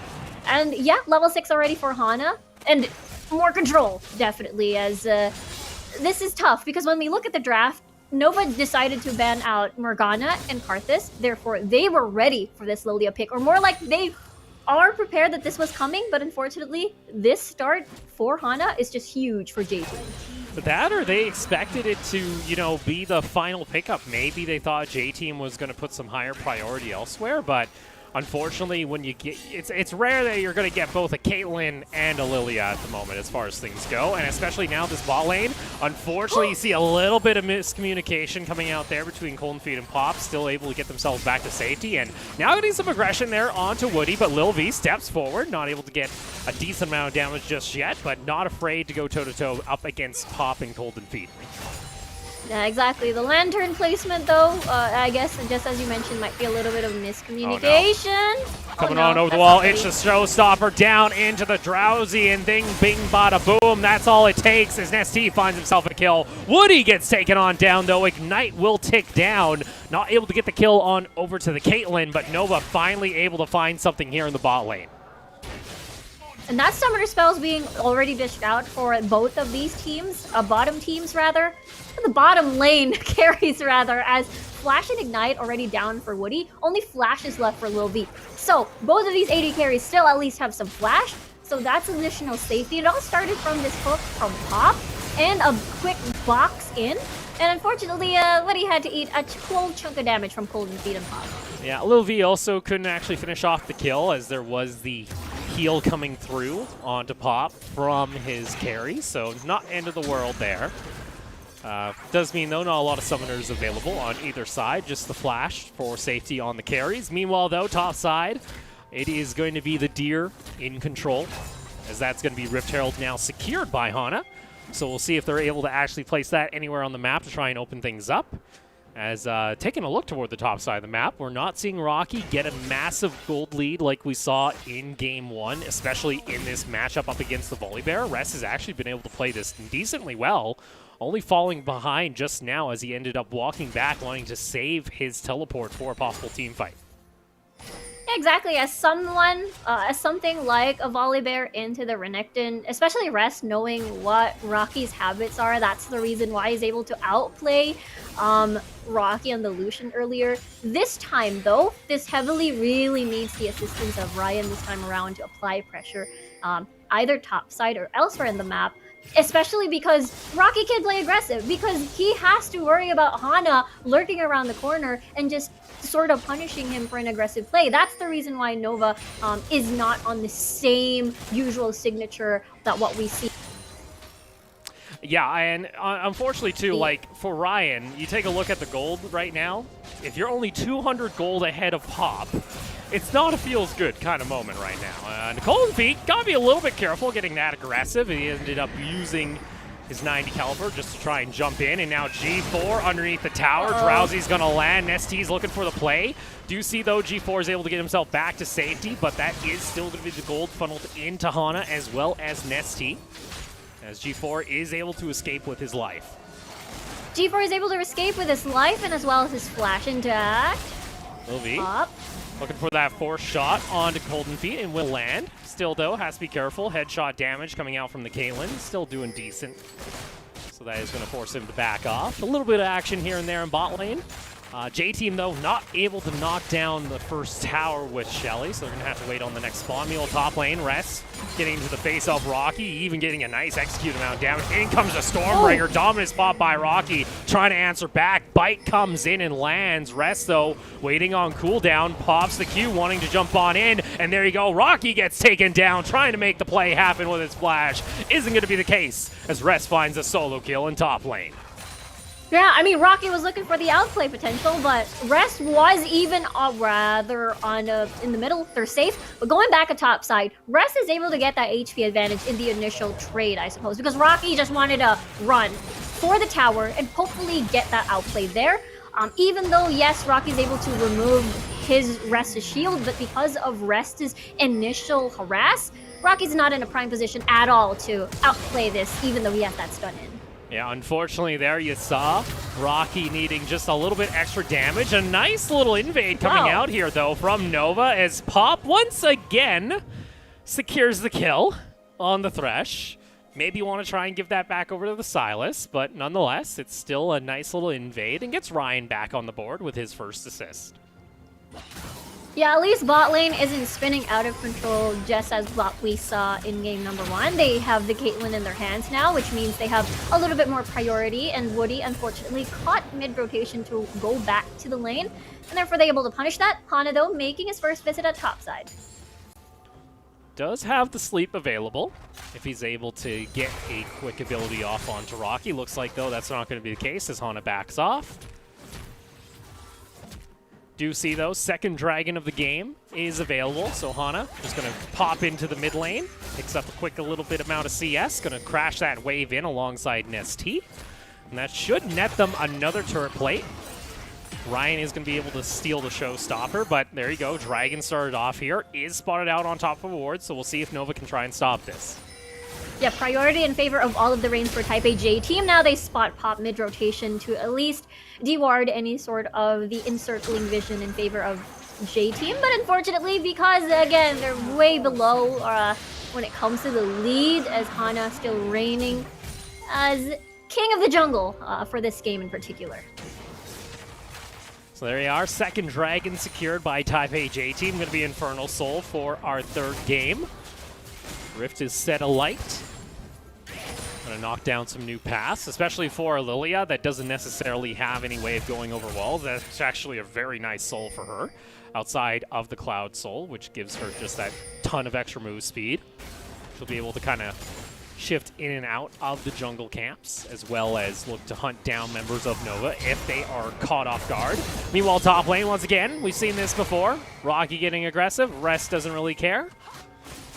And you take a look there, turret plates heavily in favor of Type A J team, as this is a pretty forced attempt.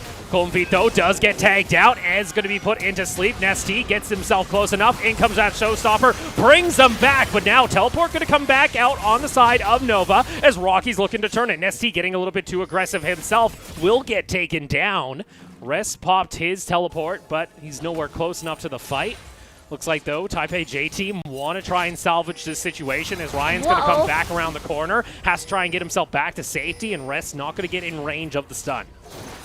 Nice turnaround still coming from Nova. I mean, Type A J team really committed to that one. The curtain call was a little bit awkward because it didn't really tag anyone, but it is enough for them to sidestep and buy some time a little bit for Nesty to enter the fight. The thing is, Hana was just way far ahead. Fox was there to zone Hana away, and the teleport in the middle as well forced J-Team to not pursue this 100%. And you saw there a little bit too confident coming out there from Type A J team, especially Hana said, all right, you know what? I got myself the seed onto the Caitlyn. We should try and make this play. Maybe should have decided, okay, you know what? He flashed away. We're not going to get in range. And those kind of mistakes opens up an opportunity for Nova to get themselves back into this one, even after such a disaster start coming out from the jungle in Ryan. They will be able to at least try and answer back some of these plays, but meanwhile, second Rift Herald is going to be secured by Type A J team. Yeah, I think that is the game plan, because J-Team has the opportunity to be able to keep with the pressure, and Nova in return will be able to punish. They have the capability to do so, depending on what Ryan hijacks. They do have top as well, and as well as the Emperor's Divide later on. So I guess under tower or in between tower aggression will be where Nova really shines. But slowly but surely, Type A J team is removing any of the first-year towers so far, considering that Rocky, again, unfortunately, is unable to stand his ground when it comes to the top lane. Now it's kind of shape up here for this mid game to possibly be carried by G4, but unfortunately, Sleep comes out. Hana's going to come on over, give him the bonk, not actually able to land it though, as the watch out Eve is just a little far away. Meanwhile, top lane, Rest is able to get the first tower in the matchup up against Rocky, and that is a statement to be said, as Rocky got himself the Renekton once more, but this time, Rest has been able to handle the matchup beautifully, and G4 gotta be careful to be nearby, as even though Ryan and Pop are close by. You see Pop really trying to force a play here. Nesty is going to be back by the showstopper. In, though, gets popped into the Haymaker. Gets a little bit of damage himself. Nesty finally gets taken on down. Hana not able to really answer here, as Nova are able to find themselves another kill in mid. Meanwhile, though, turrets are taken on both side lanes. And that's the reason why some of the teams would like to ban Alex Thresh against Pop, because he's incredibly confident and they're able to at least sort of stall out when it comes to J-Team's momentum here. Removing Nesty is a huge thing, therefore J-Team unable to make aggressive roams, aggressive visits, and invades in Nova's jungle, and that buys Nova a little bit of time at least, and that's the second death for Nesty again, which is understandable because he's going to be the primary engage that's going to be in close quarters against Nova's composition. And off the back they go. So with that, J-Team able to find 3 towers across the rift. Kind of now wondering here for Nova, can Golden Feet get online here soon? Or is this game going to be just kind of blown over by Taipei J-Team if given an opportunity? Lil V's finished off his Storm Razor, so he gets himself a little bit extra damage here on this Jhin. Alongside the Karma as well. Keeps him safe. Do see though, Dragon is up and available. Res gets his ult stolen away there by Ryan. It looks like Nova patches 5. Don't wish to allow J-Team just to simply get this Dragon without a contest. Yeah, Nashor is completed for G4 at least, so they're able to deal a little bit more of hope or a little bit of more long-drawn fights at least. But J-Team, because of their lead, they're a little bit more comfortable and now half HP on the Dragon. We'll see here now. Pop is able to land a quick hook, but instantly cleansed away on Hana. You do see, though, 2 members get caught out by the sleep. In goes the engage. G4 gets taken on down. Stormbringer used by Ryan. Unfortunately, he just gets taken down immediately. Curtain Call lands 1 bullet, finds 2. Third connects, 4 on target. Meanwhile, Dragon's going to get taken on down, and the W lands from the Jhin as Golden Feet gets caught out from across the rift. As Lil V, sniper in hand, able to take down the Caitlyn alongside his teammates. And Taipei J-Team, now Shelly going to be used. Going to get that 2nd tier tower in mid. What a confident take from J-Team, and unfortunately, Nova is unable to propel Golden Feet enough for him to be able to knock out these targets off the park because there's so much tankiness from J-Team, and Rest is able to catch the rest of Nova off guard with his flash Q in. And with that, Curtain Call is able to slow the retreat, and they're not stopping. That's T, but no, the damage comes through the other way as the Haymaker gets charged up. Pop going for a ride, wants to try and jump in. Facebreaker brings back 2 members. Rocky on the other side of the wall is going to get tagged up by Hana, though, on that Q and gets burned down. A nice play, though, coming out from Nova. They are able to trade 1 member back as Nesty will get taken down, but damage already done as J-Team are able to find themselves a 5,000 gold lead. We'll take a look back here as the teleport was initially used by Nova. Yeah, it was G4 just wanting to farm and go back to lane, I suppose, but Nesty, Hana lying and waiting for that, and at least for Nova, they're able to trade that out. And Lil V, I just want to point out how Woody gets that really early Crucible, therefore sorta counters Pop here on his future death sentences, and therefore, you know what, even though the Morgana's not here, we still have that Crucible in the fights later on. So now question becomes here for Nova. Can you stem this bleeding long enough for Golden Feet and G4 to kind of come online? Because you have those big late game carries still available on your comp. It kind of rests with Taipei J-Team to be the ones that actually try and close out this game sooner than later. Don't really want to continue to scale up and let that Caitlyn come back online. We'll see, though. Elder, Drake not going to be available for a little while, but Infernal Soul Point is there for Taipei J-Team. And if they're able to secure that extra chunk of damage coming out of Lil V already can get a bit nastier. We'll see whether or not Nova can prevent that from going over. I think that is the best side, the best pick for this Karma is because, yes, even though Lil V is on a low mobility champion, there's the sleep kicking in.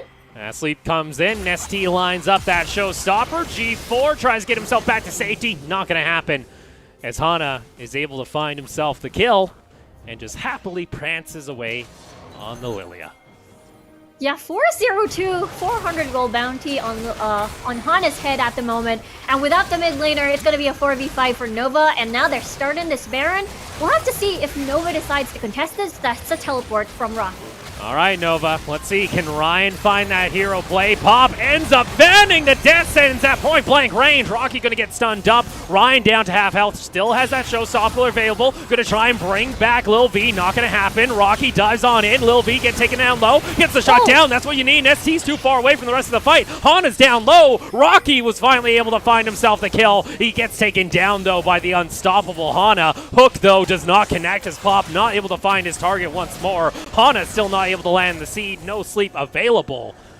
And Nova, they're actually able to prevent that Baron from going over to Taipei J-Team at the cost for a 2-for-2. Exactly. I think that is still a pretty good win for Nova. They are able to buy some time for themselves with those interestingly long death timers, I suppose. But it all started here. Even though Pop has missed his death sentence, it was still enough for J-Team to fully commit to this. Therefore, Rocky is able to dive into the backline, eliminate the carry after one rotation of autos and as well as skills. And even though Hana was very low as well, still able to get another kill in his pocket. But with that said, Baron stop, that is mission accomplished for Nova. One thing to note, though, with Nova as well, is Golden Feet finally has been able to find a kill for himself. That has been something that Nova have been waiting to happen for a decent amount of time here in this game, as Pop was securing kills down in bot lane. Death Sentence could be used. They know that Rest is nearby. The rest of Nova have actually set themselves up in the brush. It could look for a play here. Trinket, though, comes out from Lil V and spots out those members, so Nova not able to land for that death rush. 10 seconds on Infernal Drake. Nova have the setup available to themselves. Golden Feet can lay down a trap line. Double sleep available. Not going to pull the trigger, though, onto Pop and Rocky. Want to try and use that for better targets. J-Team, can they actually seal this one away? Hana wants to jump in close to the pit. Dragon going to get taken down low. Ryan's able to secure it, and they prevent the soul from going on over. Stormbringer used by Rest, trying to get himself back to safety. Death Sentence going to land back onto Karma. In comes Nesty, though, on the flank. Finds himself a multi-man showstopper. And there you are. It's going to be the 1-for-1 instead, though, as Lil V able to take down Pop. Able to find it. G4, Emperor's Divide, not able to get it into the right direction. Hana soaks up the ace in the hole. Rests on the flank, wants to try and find a fight without the Stormbringer, though. He can't do anything on this volley bear. He gets taken down, and Nova find a fight slightly in their favor. Lil V looking for the final shot, not going to find it, though. And it's going to be a 2-for-2 with Dragon going in favor of Nova. Okay, MVP on that fight, definitely G4 with his Emperor's Divide, but let's take a look at the beginning of this fight first. Rest being that grand opener. The thing about this fight is that Nesty was able to get at least a pincer attack, but he wasn't present for the first few seconds of the game to initiate that, and wasn't able to reach enough to activate his Haymaker to last as long. And this is the playmaking Emperor's Divide, able to stop the curtain call from Lil V, and that's the reason why they had to go back, because none of their tanks existed anymore, because Rest was isolated, and therefore their only call to start the fight from a very safe range was that curtain call. Alright, so starting to see some life come out in Nova. Like I mentioned, if you can keep Golden Feet, if you can keep G4 alive, there's an opportunity for them to come back in this game. Seed, though, comes out. Not going to land on the Golden Feet just yet, as Hana's looking to fish that down the mid lane, which, speaking of Hana, this deer starts to do a decent amount of damage. Has picked up the Leandries. Able to get that burn. Meanwhile, though, Pop able to find another kill. In comes, watch out, Eve. You're going to get a decent amount of damage. Golden Feet gets himself back to safety. Hana cannot finish off the kill. Leandri's burning away. In comes the Kern call. Does it spell Kerns? No, G4 is not able to get there in time. The burn was enough, though, to finally take down the Caitlyn. And now Teleport finds G4 and Rocky on the wrong side of the map. In comes Rest, wanting to jump in. Nesty on the flank. Wants to try and get himself connected with a Facebreaker. In comes the Showstopper. Facebreaker comes in after. Q lines it up, and he takes down G4 with a final shot off the Q. And there you go. It's going to be J-Team finding another two members, both carries down on Nova. And it's a different scenario. Yes, they were able to get G4 earlier, but this time around they're also able to get Golden Feet, therefore in a very comfortable position to get a better chance of committing 100% on towards this Baron. Based on what we're seeing from Nova this time around, they concede because it's just a 3v5 situation, and they're hoping to get at least that tower in the mid lane for a consolation prize. And there you go. Nova unable to prevent that from going on over. Lil V might get caught out himself. Sleep is going to land. Death Sentence, though, is cleansed immediately there by Woody. Able to keep Lil V nice and safe. Gets the 2-for-1 combo as the Sleep also then transpired. There you go. Let's take a look back to how this play shaped up in mid lane. Yeah, it all started with a beautiful double sweep, able to tag 2 with that Seed, and Hana can just try to clean up with the kill and chunk them down. And the thing is, Nesty, look at him. He came from the top portion of the map, having to keep Rocky busy all this time, but the fight went long enough for Nova to keep sticking around, for Nesty to even walk manually from top side to intercept Nova's retreat in the river. And then, unfortunately, for Nova, because of that Infernal Soul, lots of options for J-Team just to walk through with no walls in their way. And at least for Ryan, he was able to find himself back to safety, but off that translates now into the Baron buff being secured by Type A J-Team. Also coming online for Hana is the Rabadon, so now this deer gonna hit like a damn train instead. And now Infernal Soul on the table for Type A J-Team in the next 50 seconds. Yeah, that's the thing. I mean, earlier Hana was dealing a huge amount of damage already without that Rabadon, only sitting on that Leandri's curtain call. Curtain call, 2-shot hits, 3-shot gonna connect, 4th is there, but Rocky soaks up the damage. You saw, though, that seed damage coming out from Hana. Pop the sleeve to try and force that fight. Not able to find anything, but with chunked out health bars, that forces Nova to have to retreat, especially Ryan himself. 30 seconds now onto the Drake spot. And J-Team full control, full on force on the driver's seat, as Nova is forced to be a little bit more reactive, as they did win the fight earlier in the Dragon Pit. We'll have to see whether or not if they're able to replicate that scenario as they're primed and ready to take it. 8 seconds on the clock for the Dragon to spawn. Rocky with the teleport, able to rejoin on the fight. You do see, though, a nice grenade comes through. Ryan gonna pop his own current call. Has to be careful, though, as the Seedling is gonna connect. 4th shot lands onto Hana, but doesn't do a whole lot of damage. Let's see, though, can Nova actually stop this? That Dragon already gets taken on down. Type A J-Team now with that extra damage in their back pocket. G4 needs to find a Heroes Emperor's Defied, finds it on 2 members. Hana's still fine, though. G4 gets caught out into the back line. Rocky needs to find his mark onto those members. G4 gets taken down by Woody, and Type A J-Team still with full health bars on multiple members, even with Ryan on top of that damn Jin. He finally is able to find themselves a kill. They do at least trade back 2 members on Type A J-Team, but now it's Golden Feet Pop. These 2 members that needed to carry this game, now having to defend the base away from Type A J-Team. Yeah, exactly. Even though Lil V is out of the table for now, for 30 seconds on the clock, you still have the most fed member in the team still alive and well. 705 already onto Hana. And that's the reason why J-Team, even though, let's just say, Golden Feet and Pop is still alive, they can just march towards the base without having any sort of scary threat whatsoever. And there you are. Type A J-Team actually able to finally crack open the inhibitor. 5 minutes now onto the Elder Drake. Baron will be up before that, and we'll take a look back here at how this all took place. G4 needed to find a heroic play here. Unfortunately, only caught out 2 members, and Rocky's just too late to the party. Yeah, too late to the party, unable to reach because that sleep actually ticked in. Lil V's death was actually a little bit slow, but it still did the part on where Nova was forced to overcommit, dive towards Lil V because he was low, but it was easy for Type A J-Team to be able to punish that. Even though the fight was a little bit separated, Type A J-Team is able to keep the most fed members alive, and that is Hana and the opposite side of the team. 705, still Rabadon's intact, and the stopwatch still not baited out at all. Yeah, hasn't actually been threatened just yet, which is a bit disappointing to say the least as the seed rolls through mid lane. Just looking to tag any member of Nova. And she's gonna That's a lot of seed. Just throwing it down mid until he finds somebody. That's the power of that Lilia when she's ahead. We do also note Lil V has pretty much come online with his Jin. Now I think he sits at 95% crit chance, so hitting pretty hard himself. He's able to get in range of G4 or Golden Feet. And now question becomes, can you knock down these carries or can you find picks like this? Woody gets himself back to safety, though. His rest is just going to keep himself occupied in mid lane, forcing Nova to have to be split.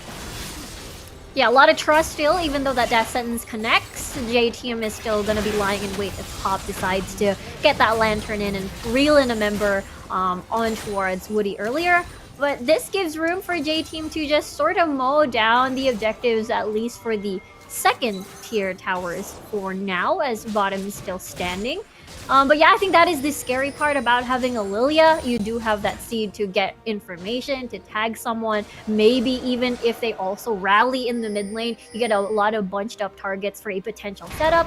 And yeah, Nova now, quite similar to game number 2, they are on the defense because J-Team has a lot in store. And a lot at stake here. We did mention this is our lower bracket. if you lose here, your season comes to a close. There is no regional qualifier anymore for the region. If you're able to make finals, you're able to make it to Worlds. You get 2 seeds off that, and seeding determined by the finals results. See though, Golden Feet gets caught out. The sleep is going to connect. First shot lands, second one's there, and Hana is legendary as he deletes Golden Feet from the map and possibly deletes any hopes remaining for Nova to close back this series. And unfortunately for Rocky, unfortunately for G4, they will not be able to make it 3 years back-to-back to an international event as Taipei J-Team are looking to close out the series 3-0. What a huge statement from J-Team. Despite having such a shaky series against Machi, they're able to show their dominance still in the lower bracket, even on this 3-0 against Nova. And for Rocky, for G4, for Pop, for Ryan, for Golden Feet, they get to watch Worlds from home, as they will not be able to represent the region on the international stage, and instead, Taipei J-Team keep their hopes alive, trying to climb their way through the lower bracket back into our grand final. Yes, completely shutting down and sending Nova home, as that's our 3rd team saying goodbye to that World slot this season. And yeah, it's a huge deal because, again, imagine G4 since 2015 back in BKT, he was always constantly representing the GPL or LST region. But now it's a different scenario with PCS this time around. Yeah, and for Crow, we finally actually got to see something else come out of this Nova Esports draft, but unfortunately, Hana on this deer seems to be an issue for a lot of these teams, and unfortunately Nova just didn't have that answer in the early game. I mean, yeah, we talked about it in the pregame where we said that Lilia's kind of very much a setup champion, and we saw her do exactly that for in multiple scenarios where she would just set up for either the curtain call or, set showstopping someone back into the team. And she just gets more annoying as the game goes on. As we mentioned, she had basically doubled the Silas and CS, and the Silas doesn't really have a great first clear either. So there wasn't really a chance for Silas to really pull himself into this game and kind of get himself established so he can start doing what he does well in the jungle. Kind of a rough one to watch from the early game perspective, especially for Ryan. Again, I know how hard Silas jungle is to play right now, so it was kind of difficult to watch. Yeah, definitely difficult to watch considering that we mentioned the start was very hard, and the fact that G4 isn't a champion where Nova is really banking on the later stages of the game for them to pull through. They had this really small light that happened when they fought in that Dragon Pit, but Hana's just too far ahead. Yeah, unfortunately there for Nova, they just could not deal with the Dream Fawn, and there you are. It's going to be Hana on the MVP for the final game of the series. 8-1-5 on the KDA, and just a monster performance coming out from him. And I also now come back to this point about Taipei J-Team where they signed Crash at the very last minute here of the season. And I don't know when they're ever going to need to use Crash, because Hana, especially in this series, looked clean. I think that this series just kind of proves that, while people may seem to still think that, oh yeah, J-Team is like a one-trick pony in terms of how Nesty can play, other members stepping up here is really an encouraging sign for them going forward. I think Hana having the performance that he had there, Lilia is really encouraging. I think that Lovi's game 1 performance on Caitlyn is also really encouraging. And I also think Rest stepping up the way that he did, albeit against the Lucian top. I think that other members of J-Team stepping up and kind of showing hey, we're here too, and we are members of the team that can definitely幕前的观众朋友们打声招呼吧。 Well, we're going to go ahead and take a quick interview with Nesty alongside our 队长 translator 你好， Patty. 先是恭喜你们赢下了这一场 BO5 的胜利。我们这边有几个问题想要采访你。第一个呢是你们今天非常恭喜你们今天以3-0赢下了比赛，但是这3场的内容似乎没有记载来的这么顺利，你觉得问题是出在哪边呢？ So congratulations on winning today's game with a 3-0. But it seems like from the first and second set that you guys aren't playing as well as you guys did in the regular season. So what do you think is the problem? 主要是我们的选角吧，选角在前面对线的时候都会偏裂，但我们只要到我们的发力期之后，团战打好一点，就会很自然的就会赢了。 I think it's mainly because the champions that we chose late game champions. So in the laning phase, we're going to have some issues, maybe slower. So in the later game, when we do our team fights, we're going to be able to conquer the games. 那接下来第二个问题，我觉得就接续上一个问题，你调到你们的选角上面变得比较更偏向中后期一点，那这个就让我有点想到你们跟马吉那个系列赛相比，你们这场比赛是愿意去玩凯特琳的，愿意去玩一些比较偏发育的阵容的，考量是什么？就跟上一个系列赛比起来。So in comparison to the regular season, why do you guys decide to use champions like Caitlyn to play the late games? 好，就是因为对面大概都会先3边我的中路嘛，然后自然就会放出凯特琳这种角色，然后我们只要让凯特琳的发育很好，我们后面的会战就看着他打就好。So because our opponent is probably going to 3-ban me, so they would let Caitlyn out for us to pick. So we choose Caitlyn and we farm Caitlyn enough, then we're going to be able to win the game in the late game. 那最后一个问题哦，你们觉得你们下一场 BO5 会对到的对手是谁？然后你们有怎么样的应对方式吗？ Who do you think you're going to be playing against in your next best of 5 games, and how will you prepare against them? 我觉得应该会遇到 AHQ 吧。然后我会再多练几只角色，然后去应对他们的3边这样。OK. So I think we're going to be meeting with AHQ, and I'm going to train myself with more champions to face off against their 3-ban against me. 那最后我还是想要补充一个问题啦，就是在对马吉的系列赛，你被3-ban针对，然后在这个系列赛其实也有2场比赛你算是被3-ban针对的。那你自己觉得再一次碰到可能是前3名的对手的时候，你觉得你要用什么方式去破解这一招？因为目前看起来这已经是面对你的时候，大家会一个公式的选法了。So how are you going to conquer that 3-ban if your opponent from now on are all going to 3-ban you in the late future games? 就是中路打好一点就会赢了，对。So I'm just play better in the mid lane, I guess. 好，那也是非常谢谢雀巢接受我们的采访，那也希望你们在接下来的赛程能够再接再厉。好，那采访完了之后呢，我们也是即将进入到今天转播的尾声啦。那我觉得在刚刚的访问中也是感觉出来雀巢算是蛮释怀的吧，就是说，就算说对方跟我的角色也没有关系，就是说，我就是玩好我的，其他的队友会自然的站出来跳出来这个 carry 这场比赛。那他们 I guess we just don't get to There we go. Never mind. I guess we just don't get to talk here. Don't worry about that. There we go. We're back in.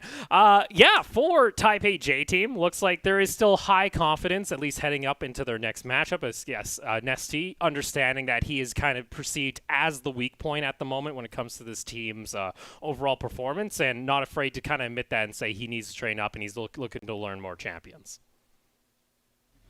I mean, I definitely think that in this sort of situation, perception is reality. I think that Nesty is the weakness of this team, and this team can go as far as Nesty will basically take them. But again, like I said, I think it is really encouraging to see that the fact that the other members of J Team did step up today. Lovi had a really great performance on the Caitlyn earlier. We saw later on that Hannah had a really great performance on the Lilia, and in game 2 we saw Rest put on clinic on playing Wukong. So if this is something that can continue, I think that it will make holes in the draft where, Nesty can't get on champions that he's proven himself to be dominant. And if that is the case, then J Team is, of course, be reckoned with for the rest of the playoffs. Yeah, absolutely. 100%. A lot of strong individual lanes for the rest of Type A J team, and is able to use the air quote weakness to their strengths, having to leave open strong picks as they focus band on Nesty. Well, we'll go ahead and take a look toward our current playoff bracket. So with that, Type A J team, they will advance to our L5 match, which will be taking place on Sunday of this weekend. If they're able to climb up, they'll go up against the loser of U5, which will be between Machi and PSG. Again, that won't be played out until next Friday, so we still have plenty of action from our lower bracket. And our next series for tomorrow is going to be HQ Esports Club taking on Berjaya Dragons, and we'll see whether or not Berjaya are going to be able to kind of make that miracle run, kind of regain the form that once was them back in spring where they were seeded 4th overall. But unfortunately here in summer, they just weren't able to do just that here. But yeah, we'll have to see how the case is going to line up here. Crow, though, any final thoughts of you, at least from what you've seen today here with the PCS? I think the thing that I'm seeing from the PCS is that they're still playing some rather slow games in terms of like the way that they seem to think about the game's flow and tempo. This game we got to see it be a little more frantic than the first 2 games, but I think that overall it's still kind of the region that we know where they're going to take very calculated, controlled plays. I think that there are some champions in the meta right now that are kind of a curveball to that idea. I think Lily is a good example because she's a champion who while she does have some decent scaling, she's not exactly gonna one-shot people in the late game. She's basically just a setup champion. And while she does have the ability to kind of burn down things, she does need some things in her team comp to kind of make that happen. So I'm excited to see how that goes. I'm also excited to see when Yon is enabled, for example, how that's going to kind of change the dynamic, because we are seeing some teams that are willing to play more of the assassin champions, like Akali and things like that. So I'm interested to see how it kind of all shakes out as we move forward in playoffs. Well, thank you for joining us here today, Colonel. It was a pleasure to have you as always. For myself, though, and the rest of the production crew, we're going to have to call it a quick and early night as Taipei J Team were able to secure the victory over Nova Esports in a 3-0. But don't worry, like we mentioned, more action of the PCS coming your way tomorrow between AHQ and Berjaya Dragons.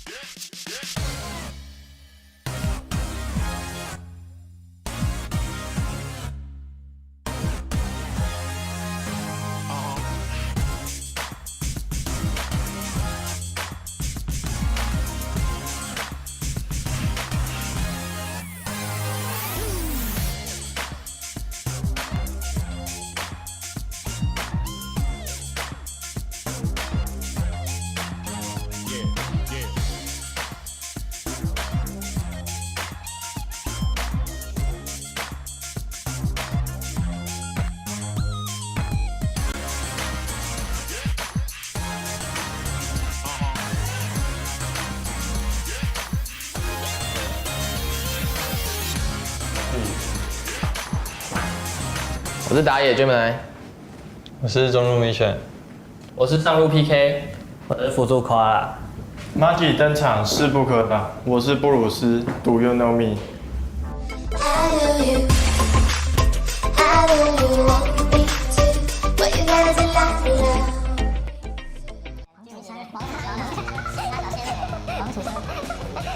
把他抢到他的本子，对。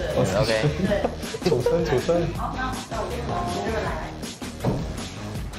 君们来在季后赛总共获得了2次 MVP， 请问在整个春季赛中，例行加季后赛的总击杀为多少呢？应该我先吧。小强先，250，250， 1到250。黄祖轩，你好，请回答。97到97。87。哈？你是骂我还是讲答案？都是。77到87。79。79到80。恭喜你答对了。第2题，请问薛本来在 PCS 的多点统领星节目中做了哪个角色的哪支动作？谢雨婷先。贾克斯。答对了，你要做出来，你要去镜头前面做出来。我要去这样做出来。对啊，转笔吧。贾克斯。哇，是哦，你有看？很近，跟他一起拍的。给你贴符。作弊啊！第一题，请问 Mission 在总决赛用了哪个辛德拉造型？是不是？那个星光。张小贤，经典造型啊？没有啊，星光。你第二个贴纸。没在演。请问 Mission 在春季赛共拿过几次 MVP？ 8次。对，你怎么知道？